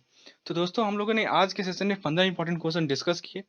इसमें बहुत इंपॉर्टेंट क्वेश्चन थे। आपको इंपॉर्टेंट टॉपिक समझ में आ गया होगा। इससे आपको ये समझ में आ गया होगा कि किस लेवल का क्वेश्चन हमसे IIBF एक्सपेक्ट कर रहा है, हमारा प्रिपरेशन कैसा होना चाहिए। तो जितने भी टॉपिक्स मैंने आपको यहाँ कवर किए हैं, सभी के वीडियो लेक्चर हमारे इस प्लेलिस्ट बने हुए हैं हमारे चैनल पे, तो आप वहाँ से उसे देख सकते हैं। तो फ्रेंड्स एक लाइक जरूर कीजिएगा, चैनल को सब्सक्राइब कीजिए और इसे मैक्सिमम से मैक्सिमम शेयर कीजिए। धन्यवाद।